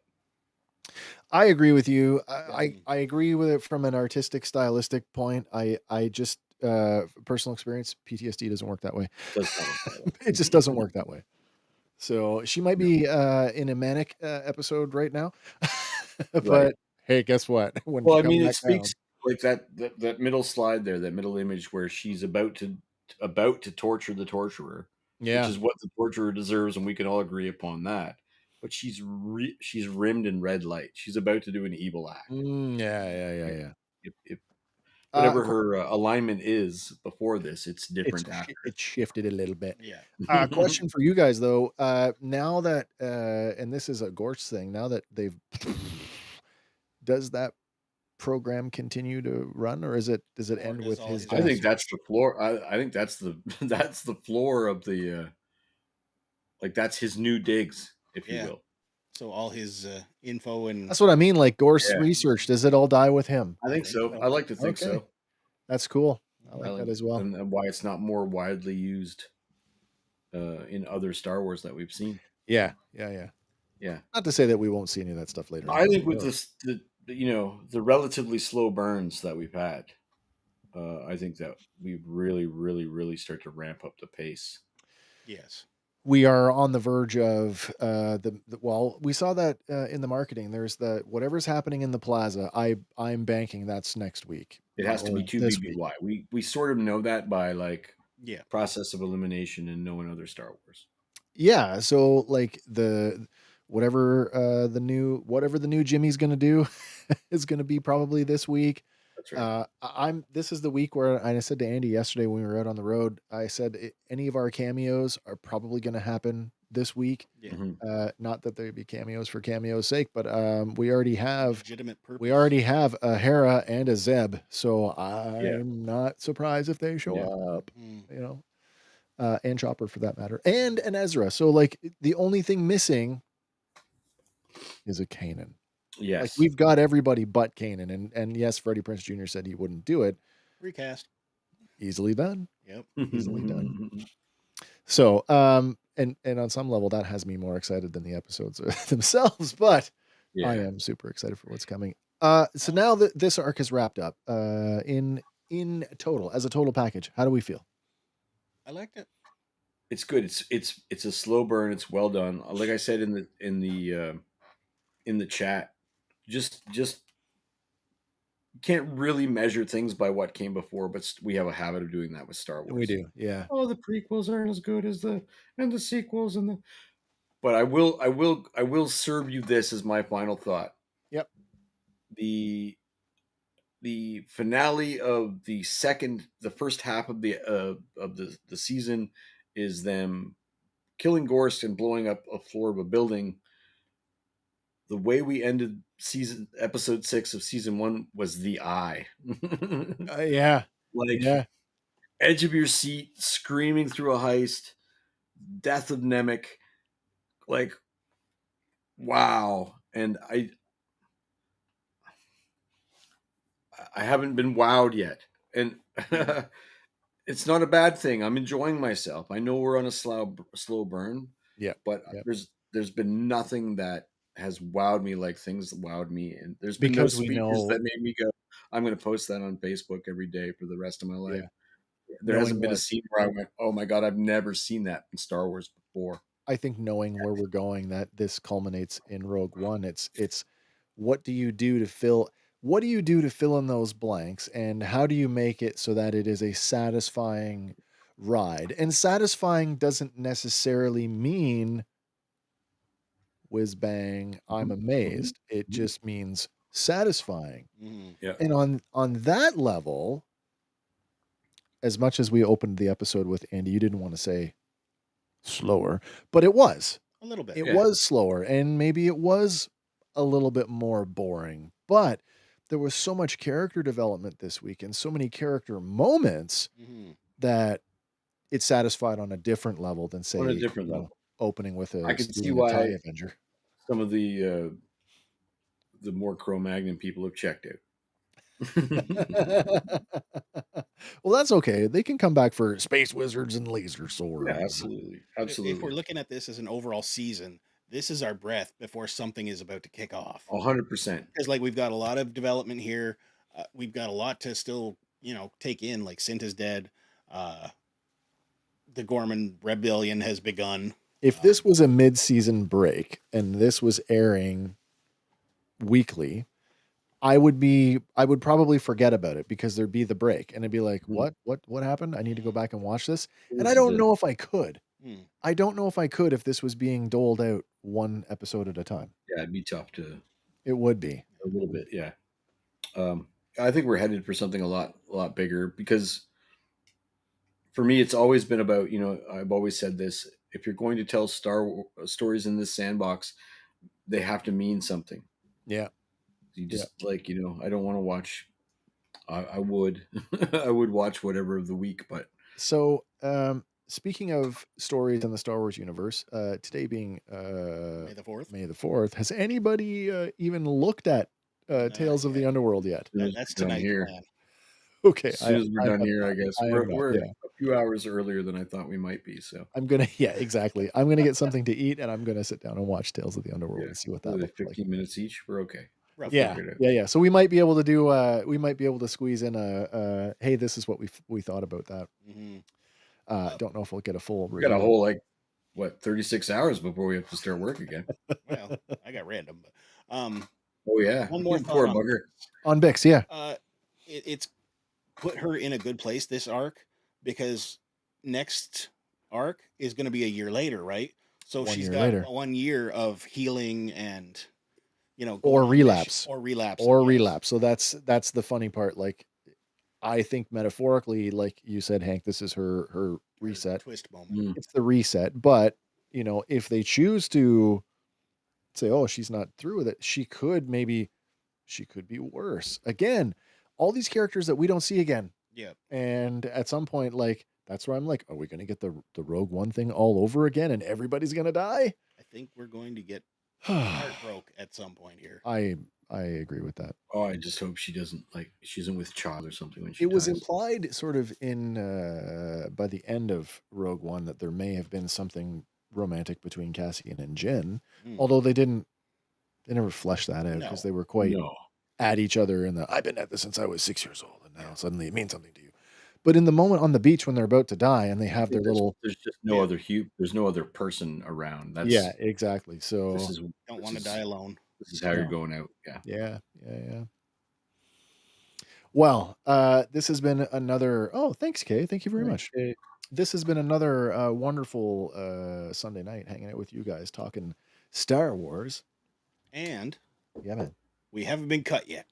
That's great. Have you been getting live updates fed to you? No, I haven't. I didn't even open up another window tonight, like I said I was going to. We're back to the old sort of thing. So I don't have any notifications saying. Maybe we'll push the artistic lens a little bit when stakes aren't as high. But we appealed it. Oh, and a follow up to last week. I said I would try to load last week's episode for you on Patreon. I learned the limits of Patreon. Unfortunately, I can't do that. You still have time to go over and watch it on Facebook before Facebook wipes it after it's 30 days old, because that is live streaming on Facebook now. Live streams over 30 days are gone. So any content that you miss here, you can catch it over there for another couple of weeks. Yep. I have submitted the appeal. Disney now has 3 weeks to respond to it, because I think I appealed it the day after we got it, so Monday. So as of tomorrow, they have 3 weeks to respond. It's interesting that YouTube lifted it right away within an hour. Yeah, within less than, I was in bed. I think it was around midnight, and I'm like, bing, it's back. And then within an hour of that, it was down again. Yeah. So we'll see what Disney has to say about it. Sure, poke the little guy. I know. But again, I don't want to be in the wrong. No, I don't want to be in the wrong. And if they say, I would like to know implicitly what we did that was wrong. So would I. And I would like to know what would satisfy them so that we can keep doing this in line with the other hundreds of YouTubers who are reviewing Star Wars content. 100%. Yeah. So what makes them where do they get their pass from? No, exactly. So whose pockets are they lining? Because technically we're lining some pockets too. We're driving traffic to them because we do recommend you watch this stuff. Absolutely. You have to watch this stuff. It's absolutely worth watching. It's a prerequisite to our show, in fact. I know.